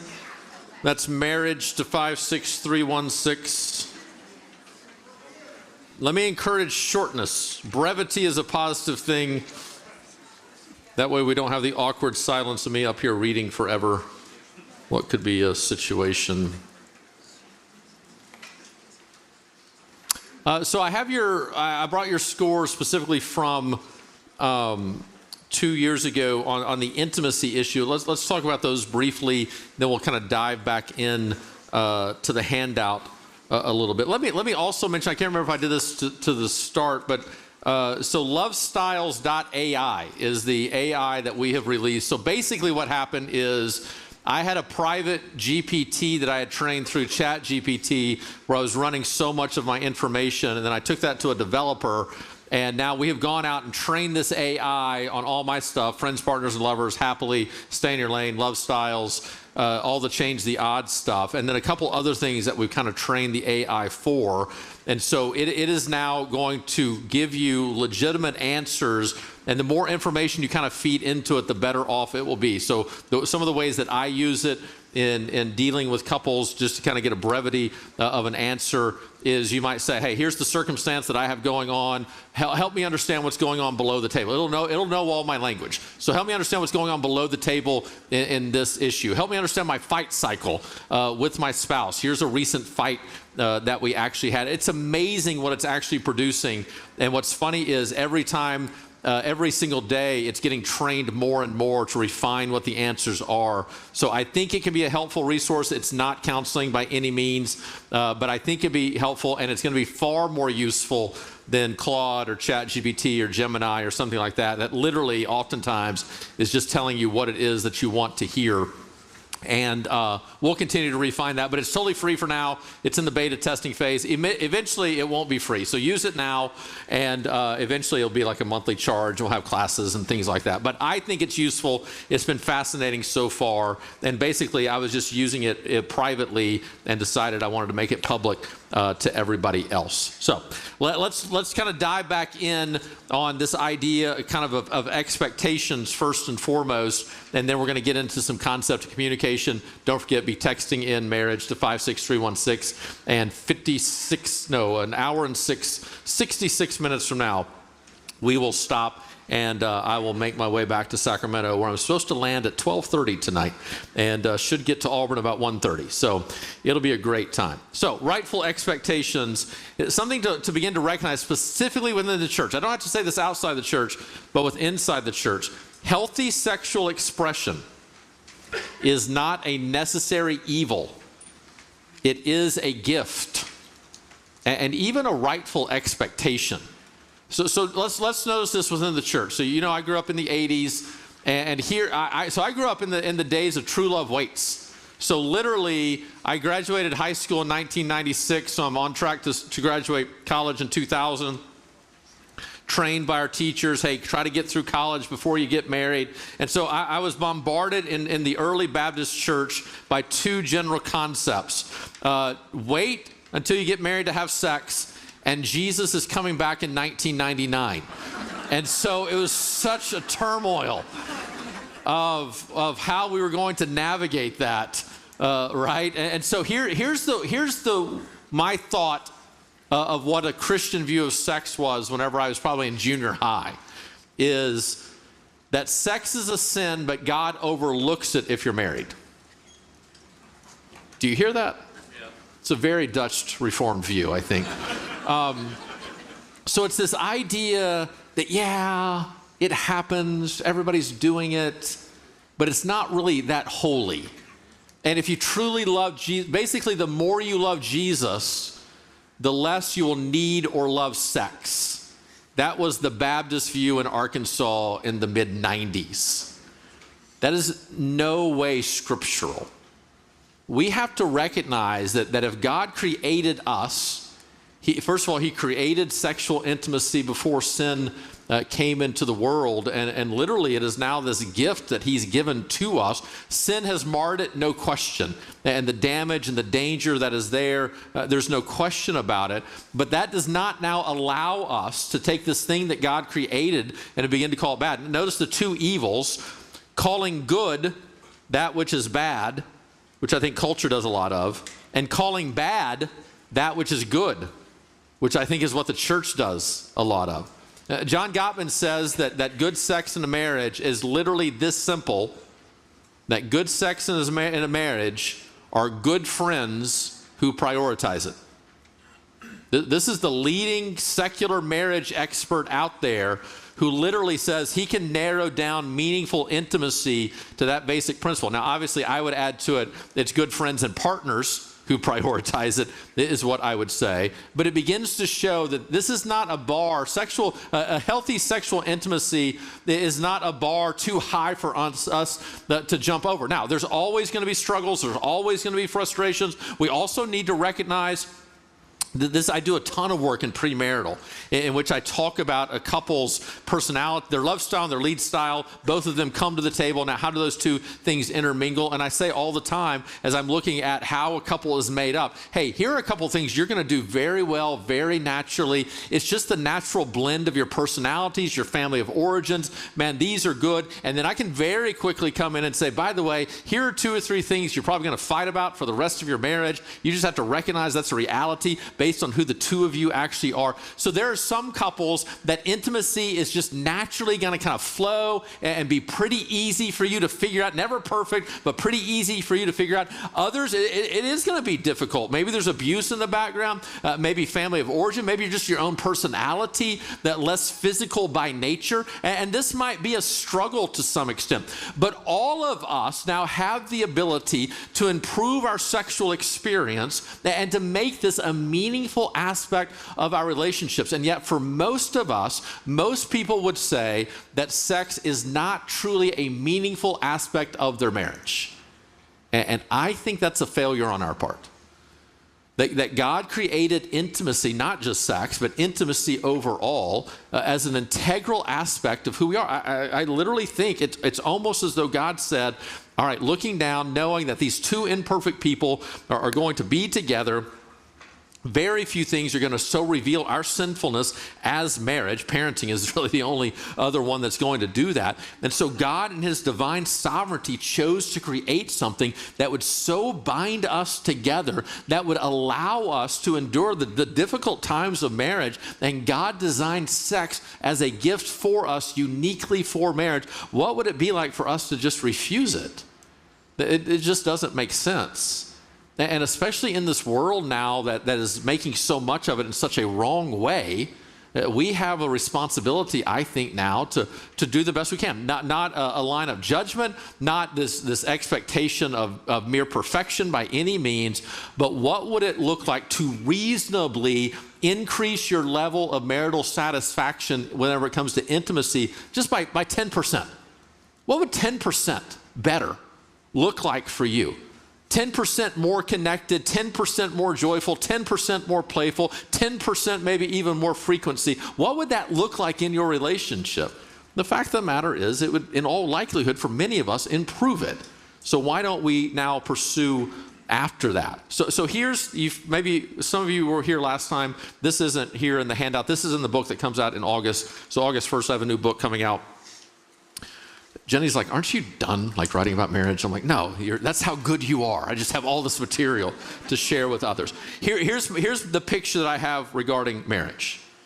That intimacy in marriage is a mutual pursuit of mutual pleasure for the purpose of mutual connection. The pathway for us is a mutual pursuit of mutual pleasure for the purpose of mutual connection. You say, Kevin, why can't you just say pleasure? Why can't you just say pleasure? That's funny. Why can't you just say pursuit, pleasure, and connection? Because I think most couples have a pursuit, a pleasure, and a connection. For many, not all, but for many, it is his pursuit of his pleasure for their connection. And that's not a healthy way to go about intimacy. The word mutual there is repeated 3 times to get it through our thick skulls that this is what it's actually about. That it has to be about both of us. Now let's begin at the end. Let's begin with this idea of what is sex about. Sex ultimately is about mutual connection. It is not about the physical act. It is now about an intertwining of our bodies, of our hearts, of our souls, of our minds. There's an emotional purpose within it. There's a spiritual purpose within it. And that is the ultimate goal, that we want to be connected, which means, Gottman says that 25% of intimate encounters will fail. 25% of the time in which you initiate a sexual act, it will not lead to the completion of that act. Things happen. Your stomach hurts, you get a headache, the kids walk in, whatever it is, it's not always going to work. But it doesn't take now a climax from both of you, probably the first time that's been said on this stage. It doesn't require now a climax from both of you to be successful. What success looks like is connection. That I feel known, seen, loved, valued, heard, understood. That there is this emotional bonding that's taking place, this mental, this spiritual, yes, a physical bonding as well. It can't always fail by any means.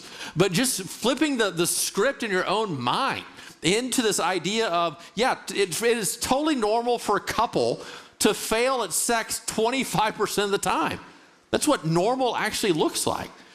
And yet so often we are so ignorant of our own bodies, so ignorant about the bodies of the opposite sex, that we get confused even what normal is. Do you know how few women can actually experience orgasm by penetration alone? It's much more rare than you realize. And yet if you don't recognize that, this is not something I learned in Sunday school, right? And so you come into marriage and you don't even know. And you just have this assumption of, hey, this is how it happens. And then when it doesn't happen, you're like, either something's broken with me, something's broken with them, or something is broken with the idea of marriage. And we're just living out the basic concepts of what marriage looks like. This is the power of marriage ministry. This is the power of marriage mentoring. This is the importance of premarital counseling. I will teach it. We have our final session Tuesday night. We talk about these kind of things to begin to normalize what's going on and to recognize that hey, here's what normal actually looks like. There are going to be ups and downs and struggles and all those kinds of things. But that doesn't end the need now to prioritize it, because the ultimate goal now is that intimacy is meant to be another platform that draws us closer, that makes us connected. So mutual connection is the goal, but it all begins with a mutual pursuit, which means now together we're going to learn and grow. So I applaud you for being here. You walked in today knowing what you were walking into, and you were willing to show up anyway. And say, all right, together, we're going to take responsibility for this. This cannot be on one person. It cannot be on her or on him now to learn and study and figure it all out. This is together, we're going to learn and grow. Together, we're going to individually recognize we don't know it all, we don't understand it all. This is one of the great misconceptions for whatever reason. Because hormones happen naturally and because lust happens naturally, we just assume good sex happens naturally, and it doesn't. It's actually a learned skill that you need to spend a lifetime learning with a specific person. You know, the old saying is that Wilt Chamberlain slept with 10,000 women over his lifetime. I don't know if that's accurate or not. It sounds exhausting to me. But said 10,000 women over his lifetime. But you know what the reality would be? That means he had the same experience 10,000 times in a row. Instead of, what is it like to love one woman for your entire life? And to grow and to develop skills and understandings, and here's what she needs and here's what she doesn't need, and here's what it actually begins to look like. I tell young couples many times, look, the sex that you'll have for your first decade will be great in your own eyes, but at 10 years in, you will begin to recognize you really didn't start having great sex until 10 years. That it takes a while to learn each other, to understand yourself, to understand who they actually are, and let's make it your now lifetime pursuit to figure out what intimacy actually looks like. And notice this, it's a mutual pursuit. Together, we're going to learn and we're going to grow. But remember, Our bodies change over time. Our lives change over time. Seasons of life, drives that begin to change. It's not the same. At 48, it's not the same as what it was whenever we were 24. It's different now. I think it's better in so many ways, but it's different. And we now have to pursue at this stage of life, all right, what does intimacy look like for us right now? What's it going to be 10 years from now, 20 years from now? There's a great article in the New York Times. I know there's a big readership here.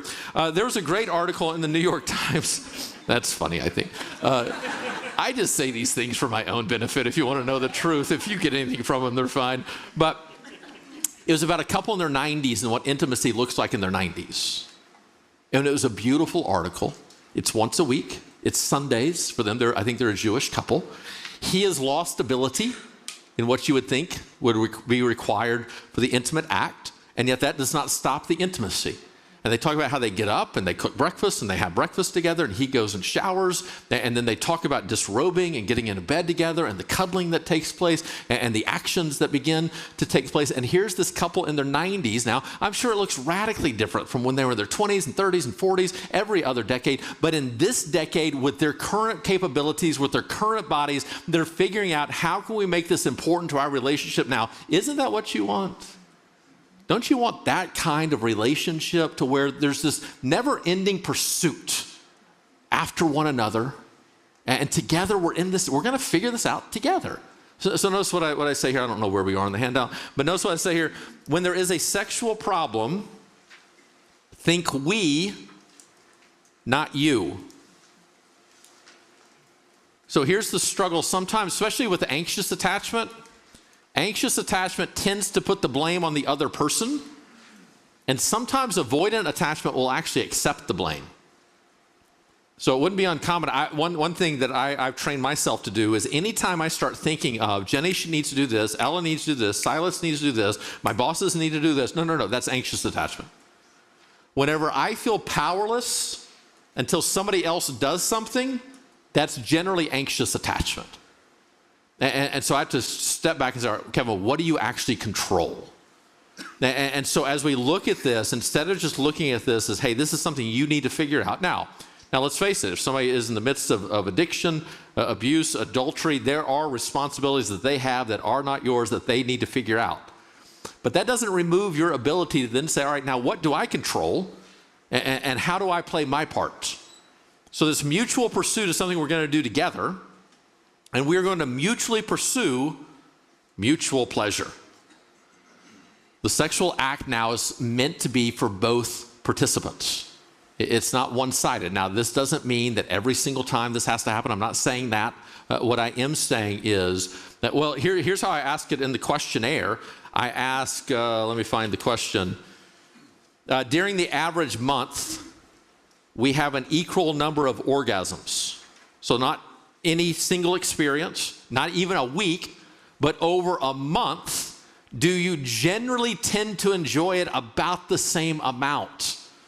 Now, what's funny is some of the email I get sometimes after I send out these surveys, because I've had men email me and say, that's not even possible.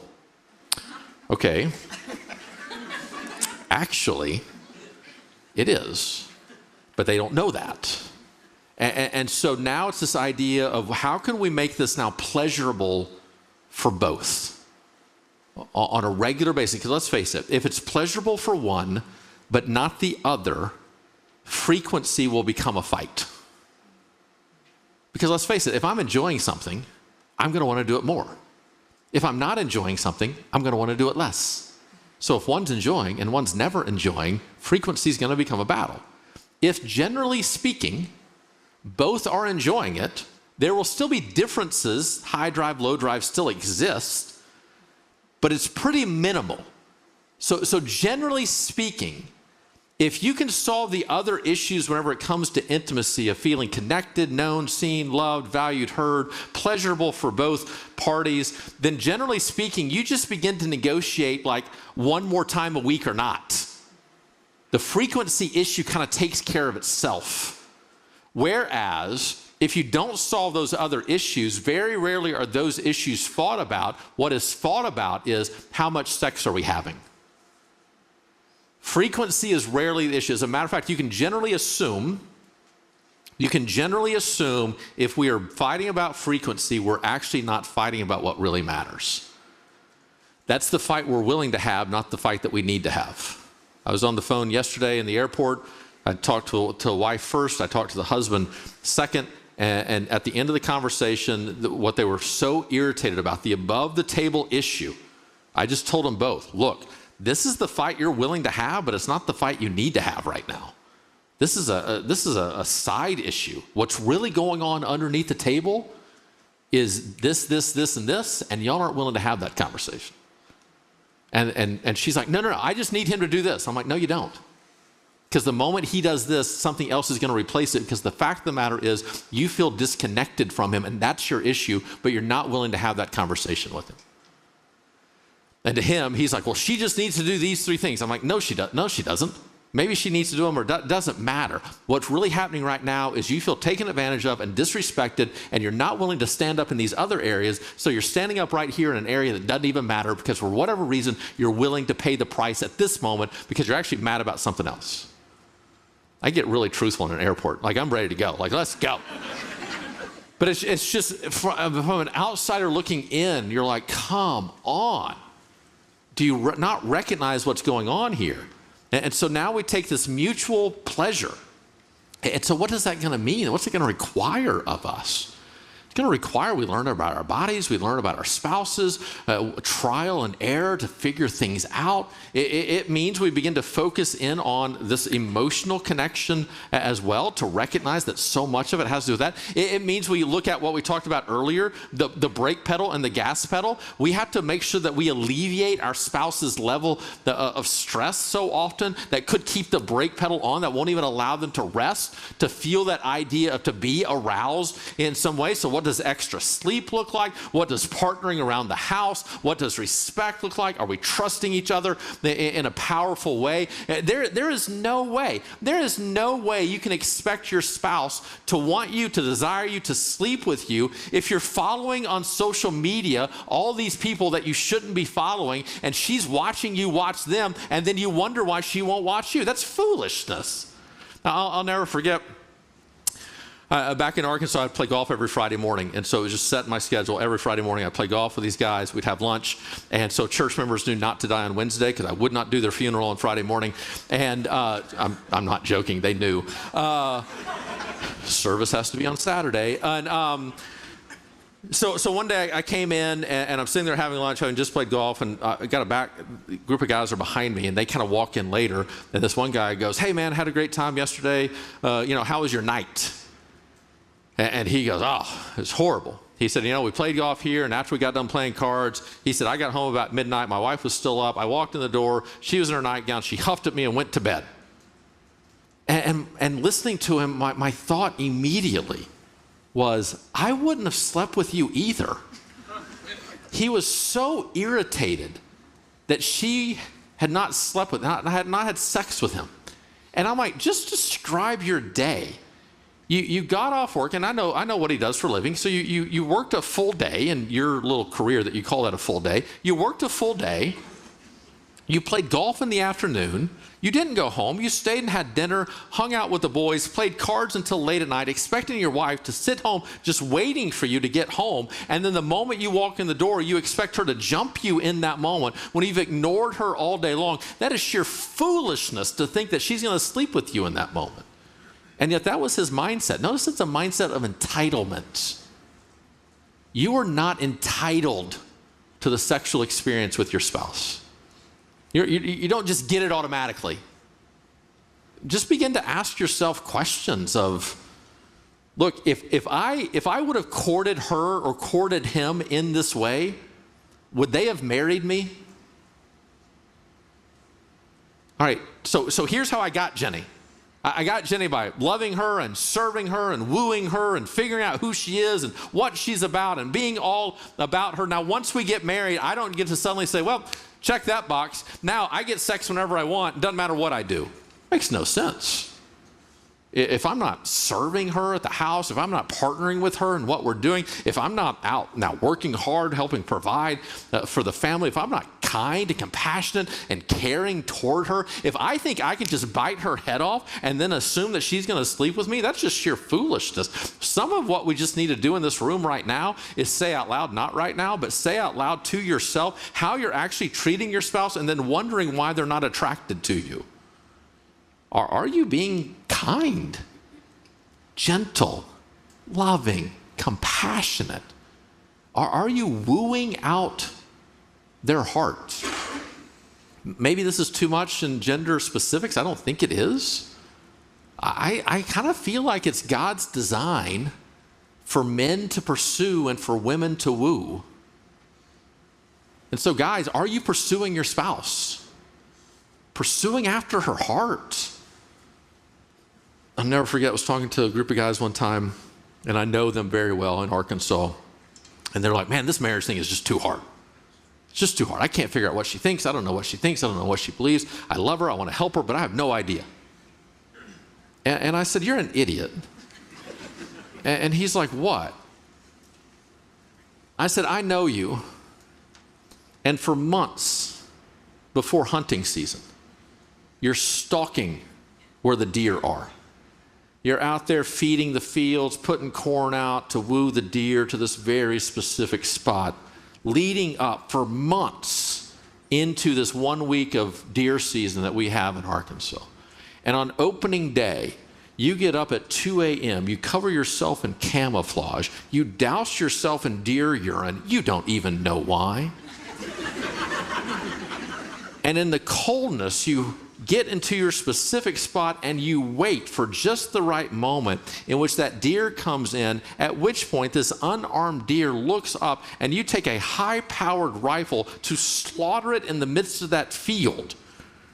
You literally give months of your life to figure out what a deer wants, and you don't give a single second to figure out what your wife wants. And you think she's too difficult to understand? You've stopped pursuing her.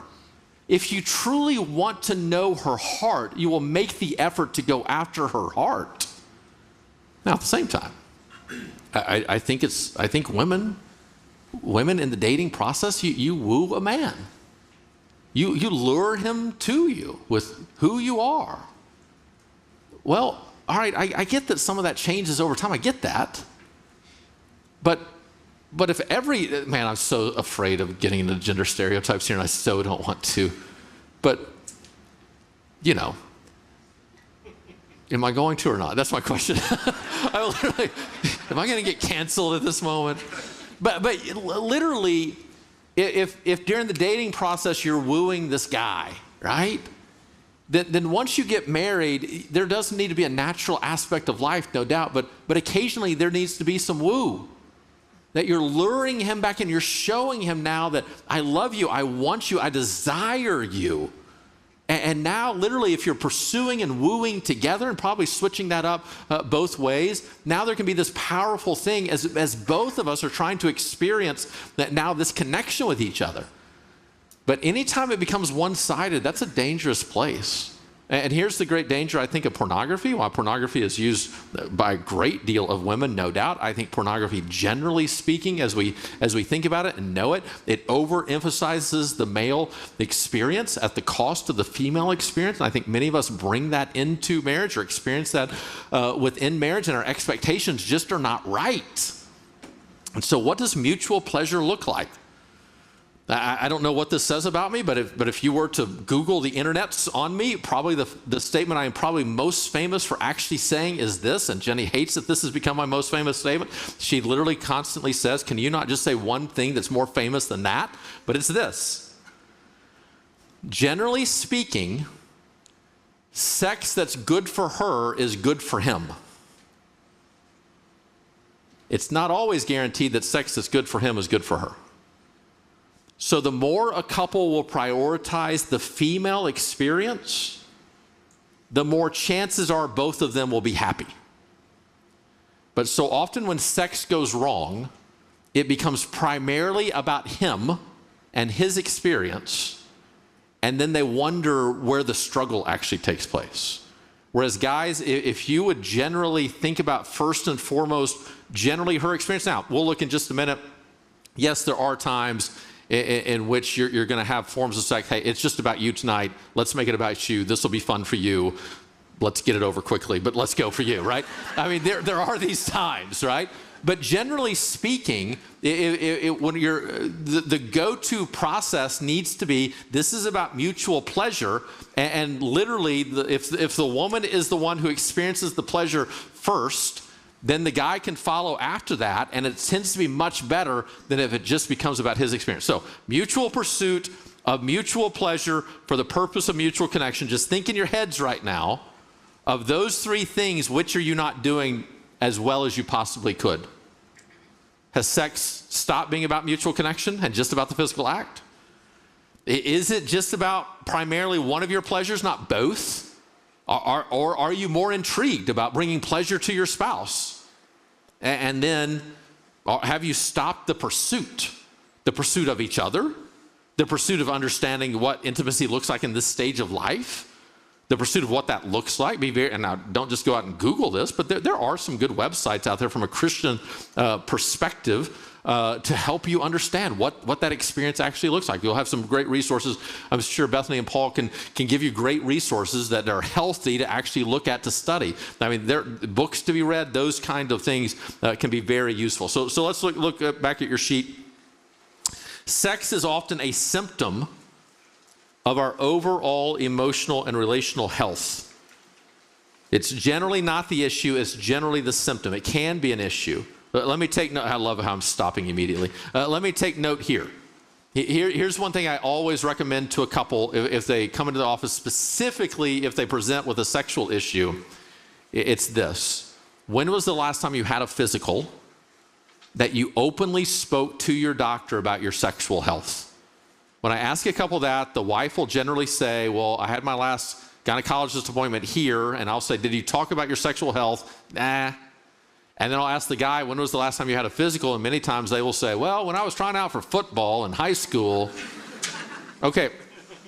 You have to get comfortable now talking about with medical professionals what your actually experience is. Because there could be issues, it could be side effects of depression medication, ADHD medication, heart medication. It could be issues of weight, of exercise. It could be an issue of heart health, of lung health that's going on. It could be a change of age, of desire, of ability. All these things are very open, and there's a lot of treatments that are out there.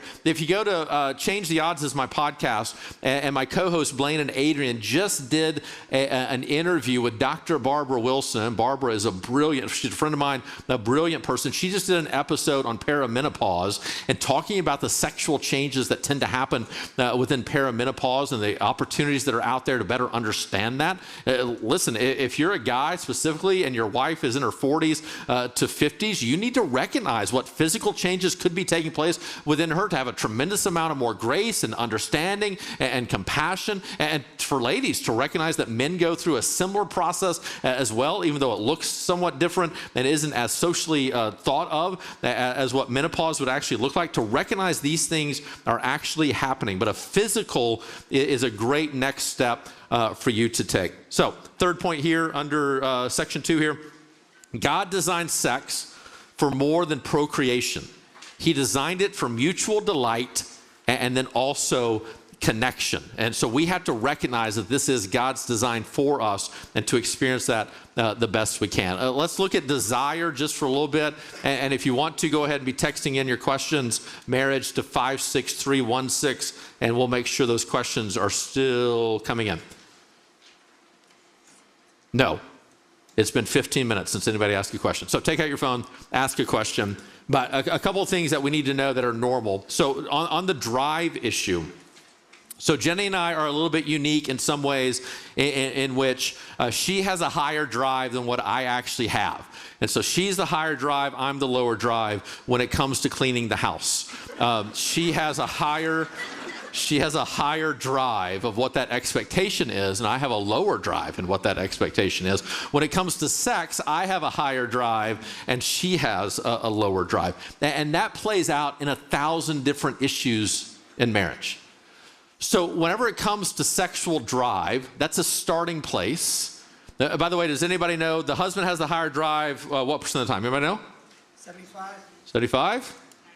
99? He's going after the one.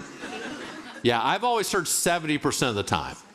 So I've heard 70% of the time the husband has the higher drive, which means 30% of the time the woman has the higher drive. Now think about how difficult that can be in the evangelical church setting at times where you have guys like me who generally don't fall into that kind of category a lot of times, and we're up here talking with the assumption that men always have the higher drive. Ladies, you got to sleep more with your husbands. Am I right, guys? And you're sitting out there with a higher drive woman wondering, what's wrong with me?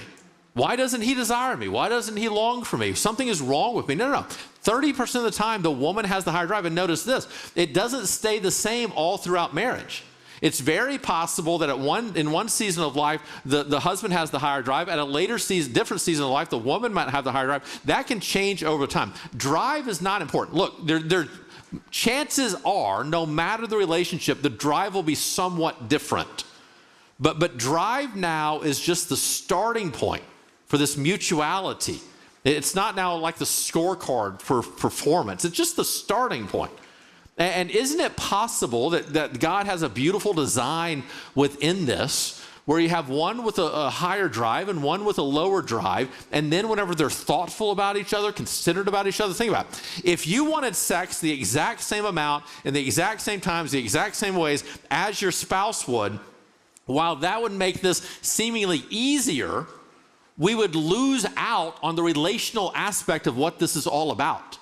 Is it possible that one of the reasons I have a higher drive and Jenny has a little bit of a lower drive, is it conceivable that then makes me be more considerate toward her, more thoughtful toward her, that, man, I do need to make sure she feels fulfilled and satisfied and joy-filled, that she has to be a little bit more intentional to be thoughtful about me. What's it like in my shoes, to understand what's going on? The differences now cause us to have to think more about the other and to recognize that my own experience is not the only experience that is actually there. Is it possible that God, within his design, actually shows some beauty? What, some booty? That's hilarious.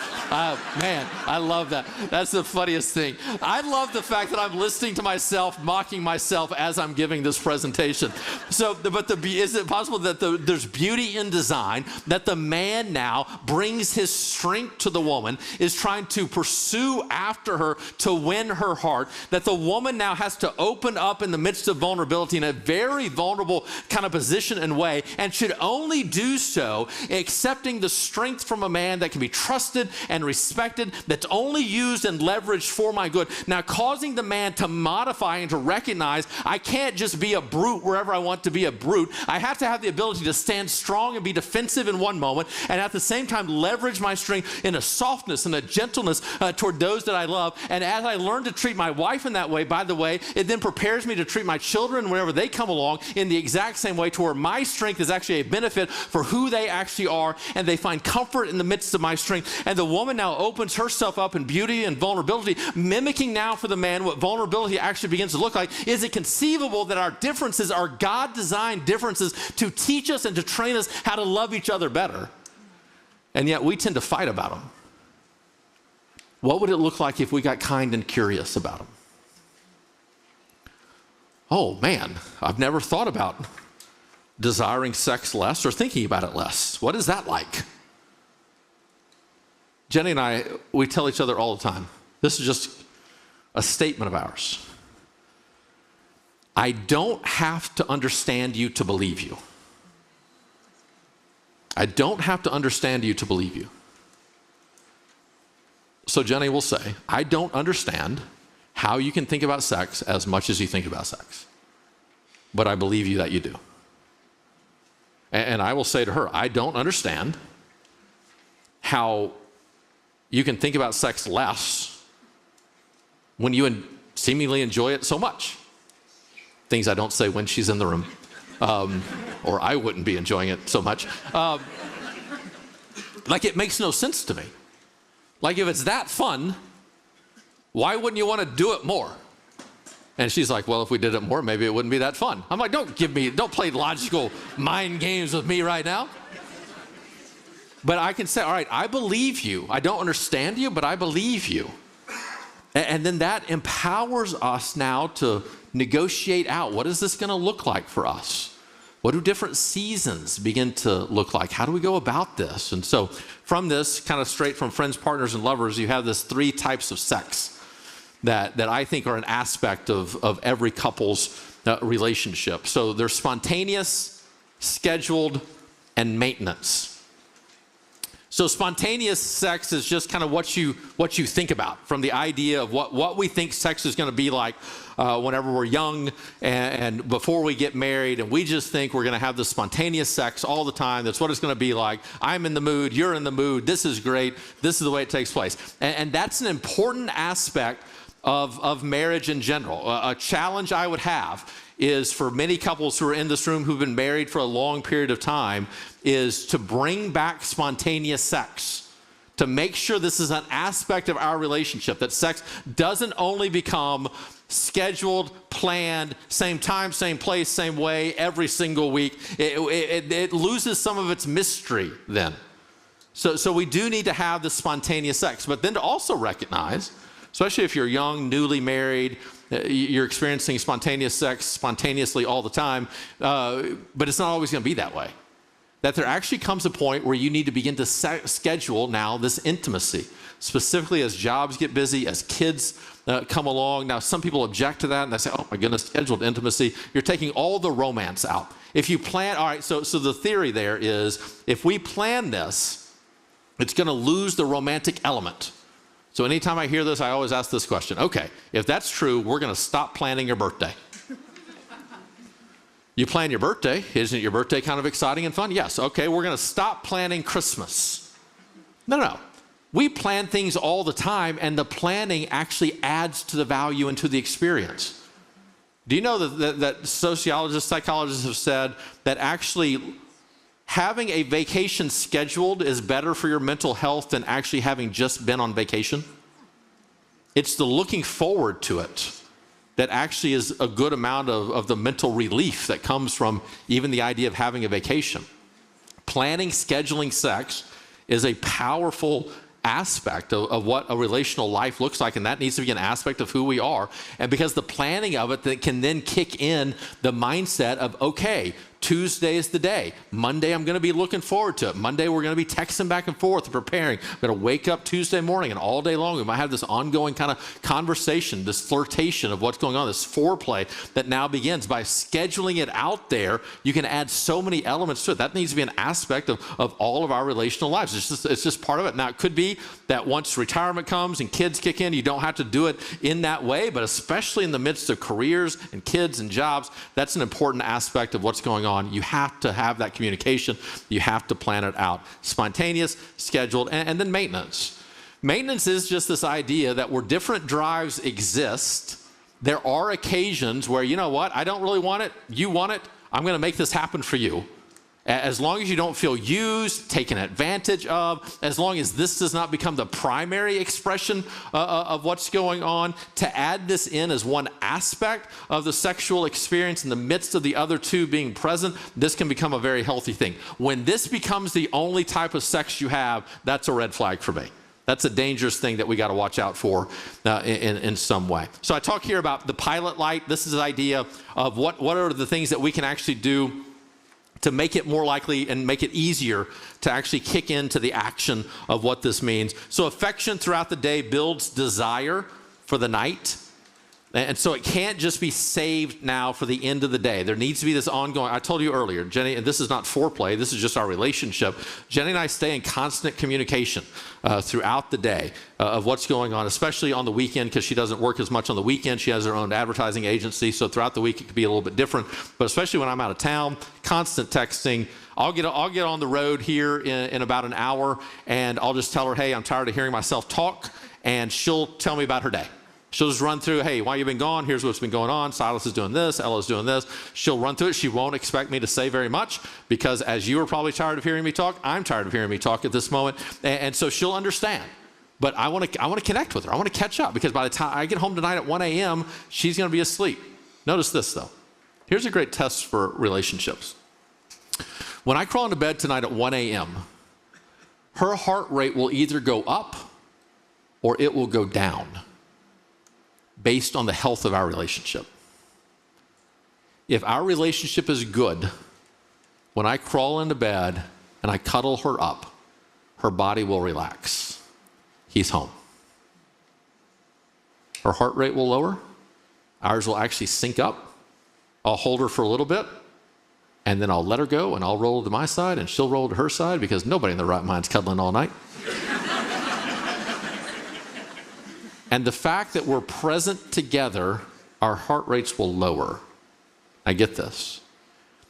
If our relationship was in a bad spot, when I get home and crawl into bed, her heart rate would rise.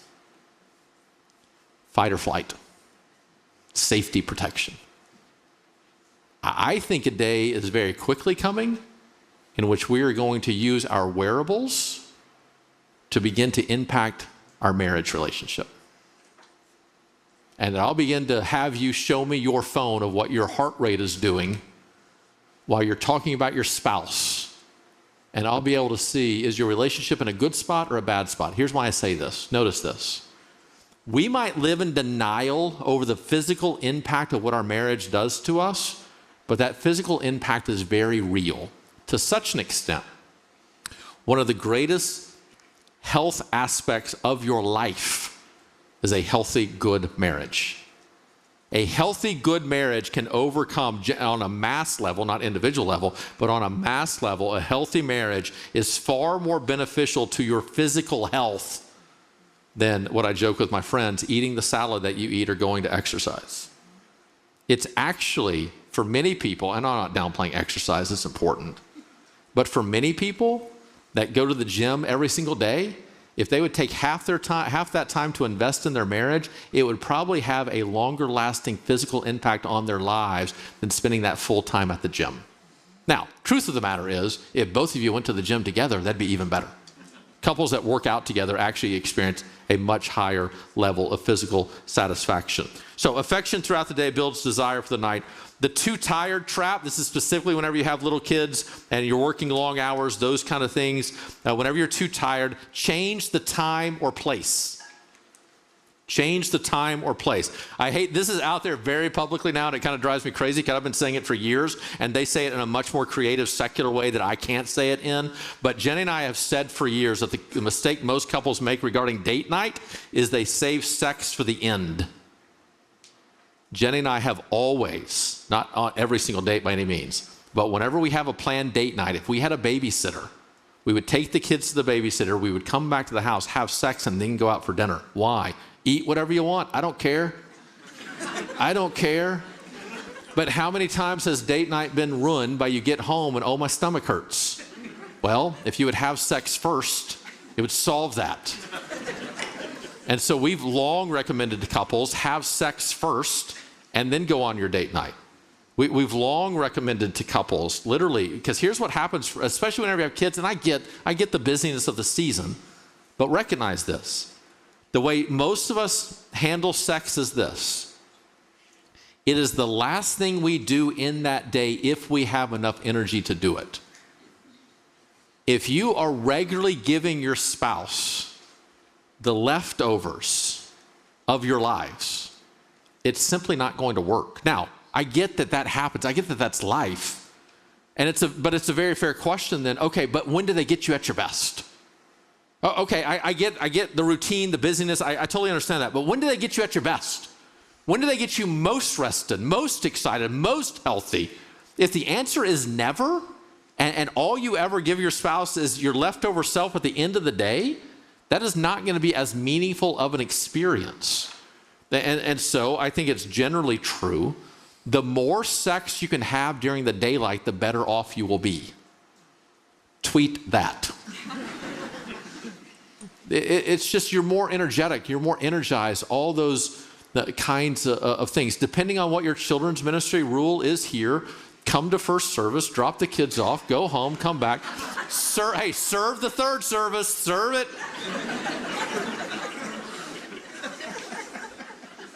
I can't, I'm not, why y'all didn't have Brandon come do this, I have no idea. Brandon Short was here, you know, Brandon, rapper Brandon. Brandon, we love him. Brandon was here last month or 2 months ago, whatever, and he saw the slide for me to come and do this. And he said, Kevin, only in an area that's been highly informed by the Dutch could they ask you to be the expert on sex when they could have me. So the bedroom environment, one thing that's important to recognize, technology in the bedroom generally equates to less conversation and less sex. Technology. We have the sexual rates for every single generation have plummeted, and it all goes back to 2008. It is the iPhone. Because if you take that technology out of your bedroom, chances are you're going to talk more, you're going to touch more, you're going to have sex more.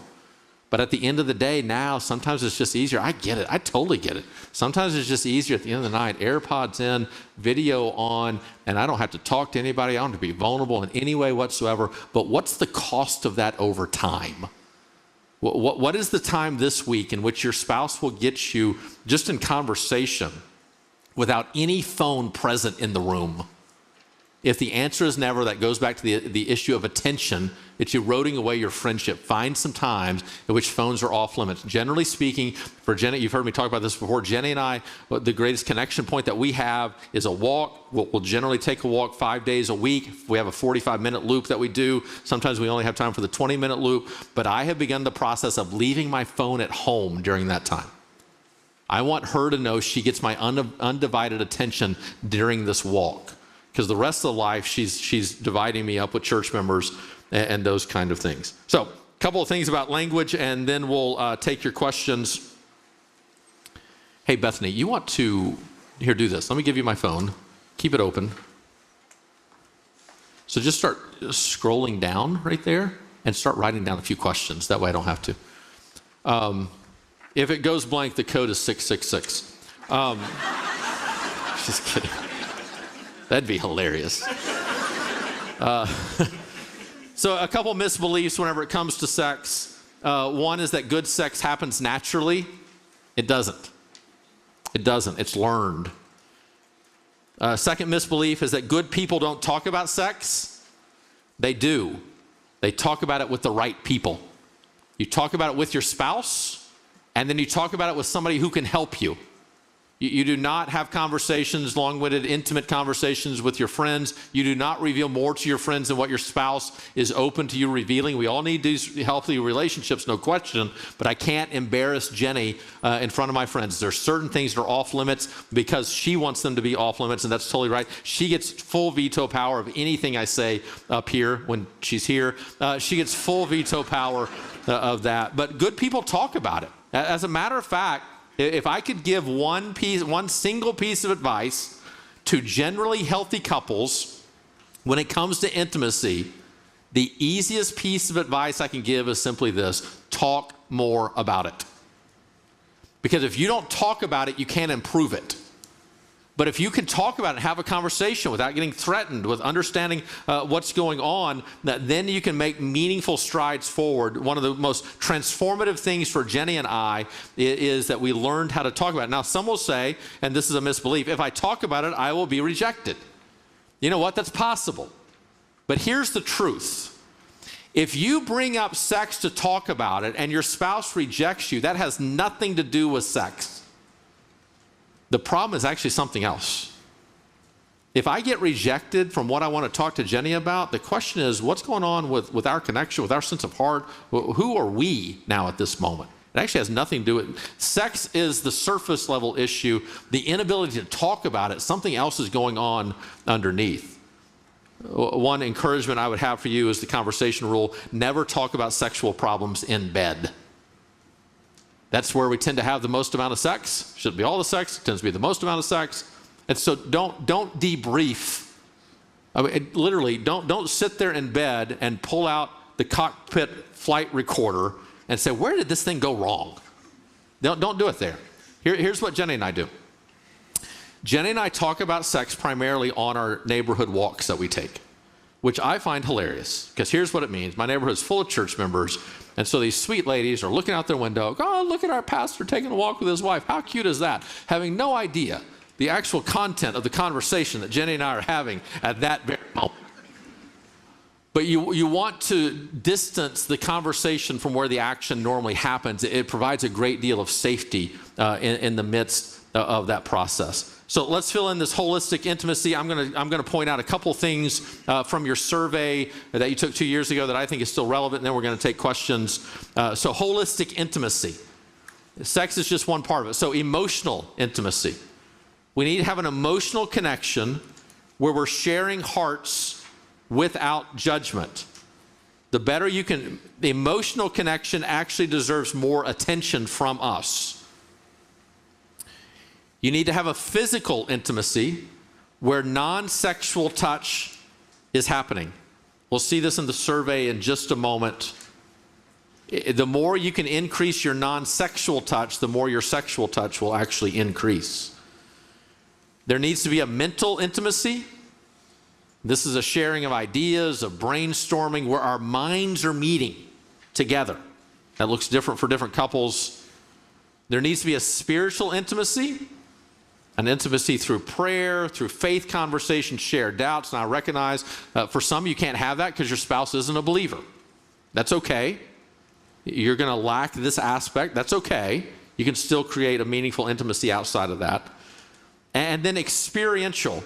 Again, that's EX with a squiggly line as quickly as you can. Experiential, this is simply doing life side by side. As you have this meaningful time together, it will impact what your sexual intimacy looks like.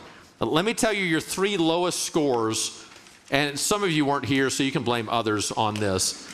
But your 3 lowest scores. 1 was on the question, in the average month, we have about the same number of orgasms in the average month. That is one of your lowest scores. Now, here's what that reminds me of. It's that we are not pursuing after mutual pursuit the way we actually should.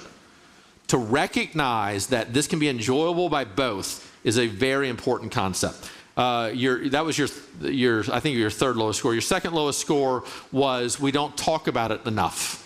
So we don't have the ability to freely talk about it. And here's the truth. If you cannot talk about this with your spouse, this might be the easiest, most productive form of marriage counseling that can actually impact your marriage. And it's this: make an appointment with a clinical counselor and go and say, hey, we're struggling to talk about sex. Can you help us? And they will.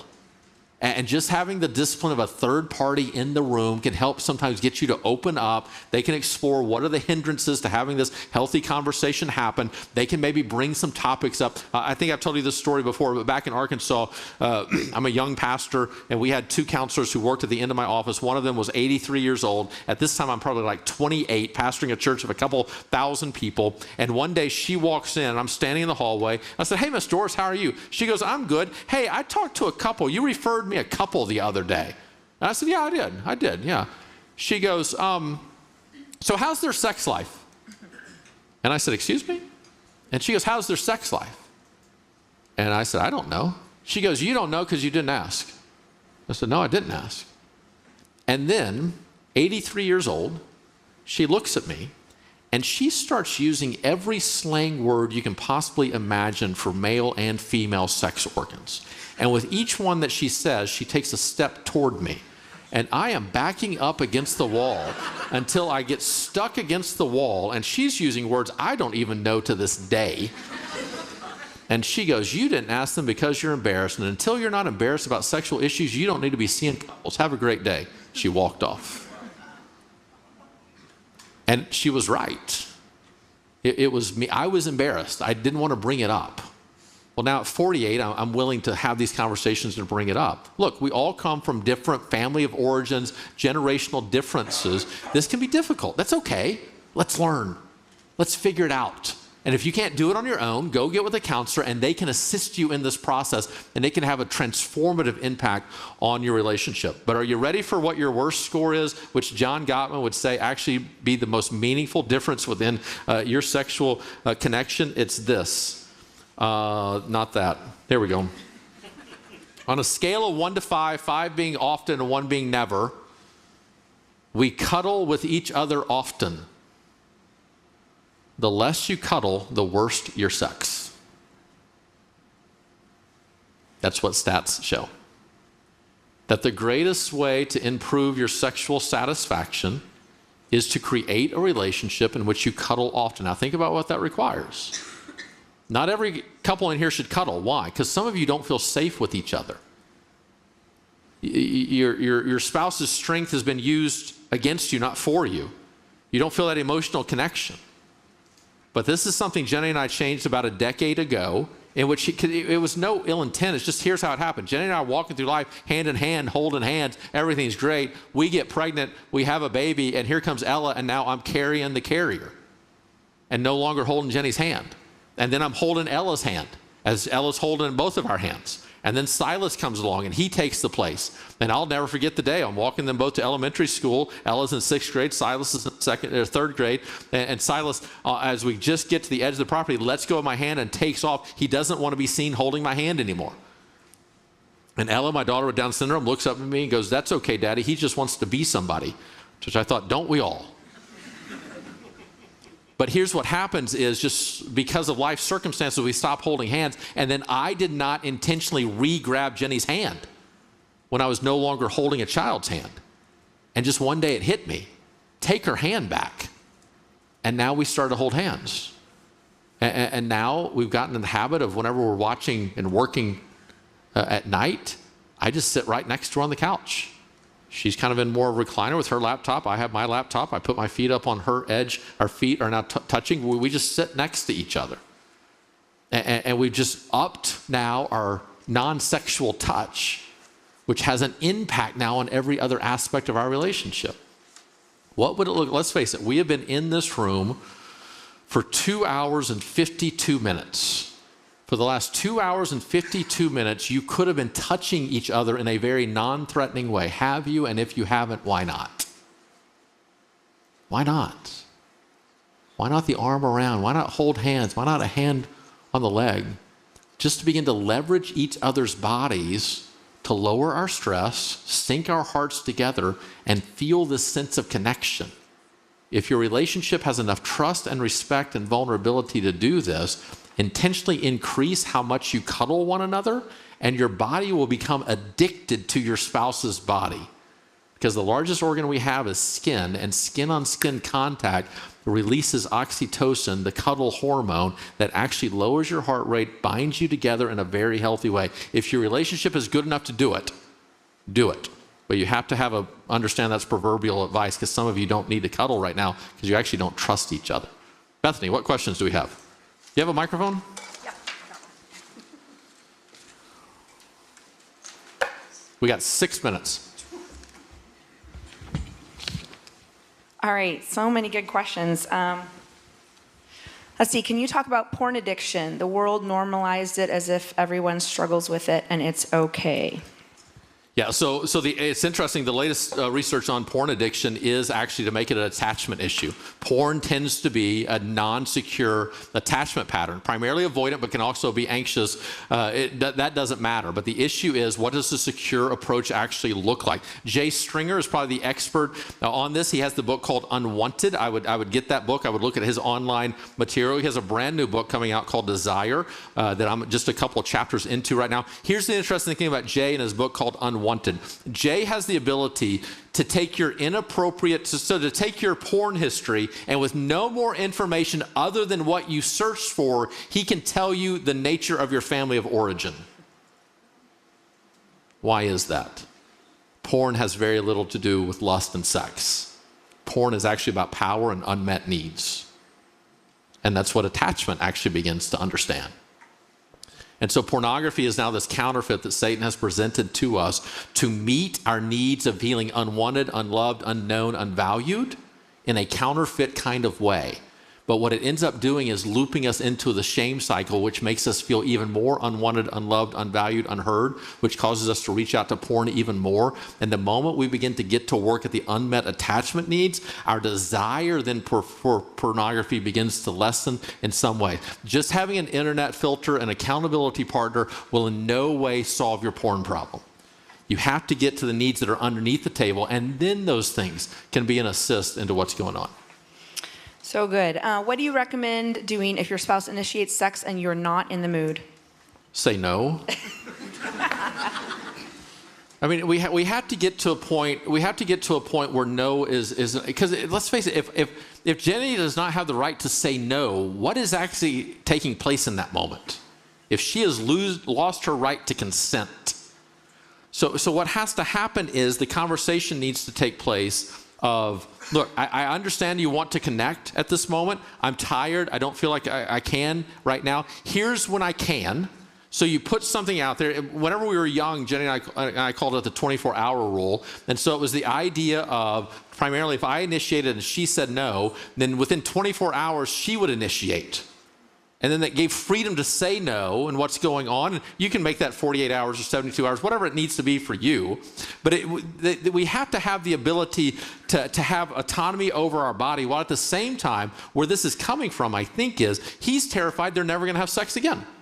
So the question then becomes, how is it that you can alleviate that fear while also being able to say no? If you can't say no in the relationship, to me, that shows non-secure attachment is taking place, and you need to get into a secure place. Yeah, thank you. So good. All right, as a woman... Would you tell me if something was bad? Well, next time both answers you said, oh, that's really good. Oh. It'd be I love all hilarious your if you would answers, say Kevin. that was kind of bad, actually. But let's move on to the next question. Okay. Let's see. As a woman, my fear of his rejection keeps me from initiating sex. How can I work on this? Yeah, so I would look at what is your attachment style here? What is your fear of what is actually going on? And to begin to tell yourself the truth. There could be an anxious attachment that's taking place. You can't take the rejection, so you're assuming it's going to take place. Well, let's tell ourselves the truth. Does he love you? Is he committed to you? If the relationship is healthy, then actually you need to be able to initiate recognizing that there are times in which he's going to say no, and that's okay. That doesn't define who I actually am. That to me sounds like an attachment issue. Amazing that the guy who wrote a book on attachment hears everything as an attachment issue. Yeah, let's do one more because we have 2 minutes. Let's see. Ooh, so many good questions. I want to get to all of them. I feel shameful of my body when he looks at and follows young women or women with bodies not like mine. No. There's not a question in that, but yes, yeah. So, I mean, this is the issue that we have to begin to look at. There has to be able to have an open conversation of what's going on. Of, look, whenever you follow these people, whenever I see you gazing in these ways, that's demeaning to me. It's disrespectful to me. And then I'm sensitive about this, and then I see what's going on beyond that. And to recognize what the interplay of that actually is, I think is vitally important. You can't expect your spouse to show you their body if you're constantly looking at somebody else's body. That just doesn't make sense. At the same time, if he, I think this was he, if he begins to be disciplined in what's taking place, then you have to believe him if he finds your body attractive. Again, Jenny and I say this all the time, seriously. I don't have to believe you I don't have to understand you to believe you. And so she will say, look, I can't believe I'm sharing this. I love this, I'm tired. She will say, at 48, I don't see how you can find this attractive. And I'm like, well, believe me, I do. You're beautiful.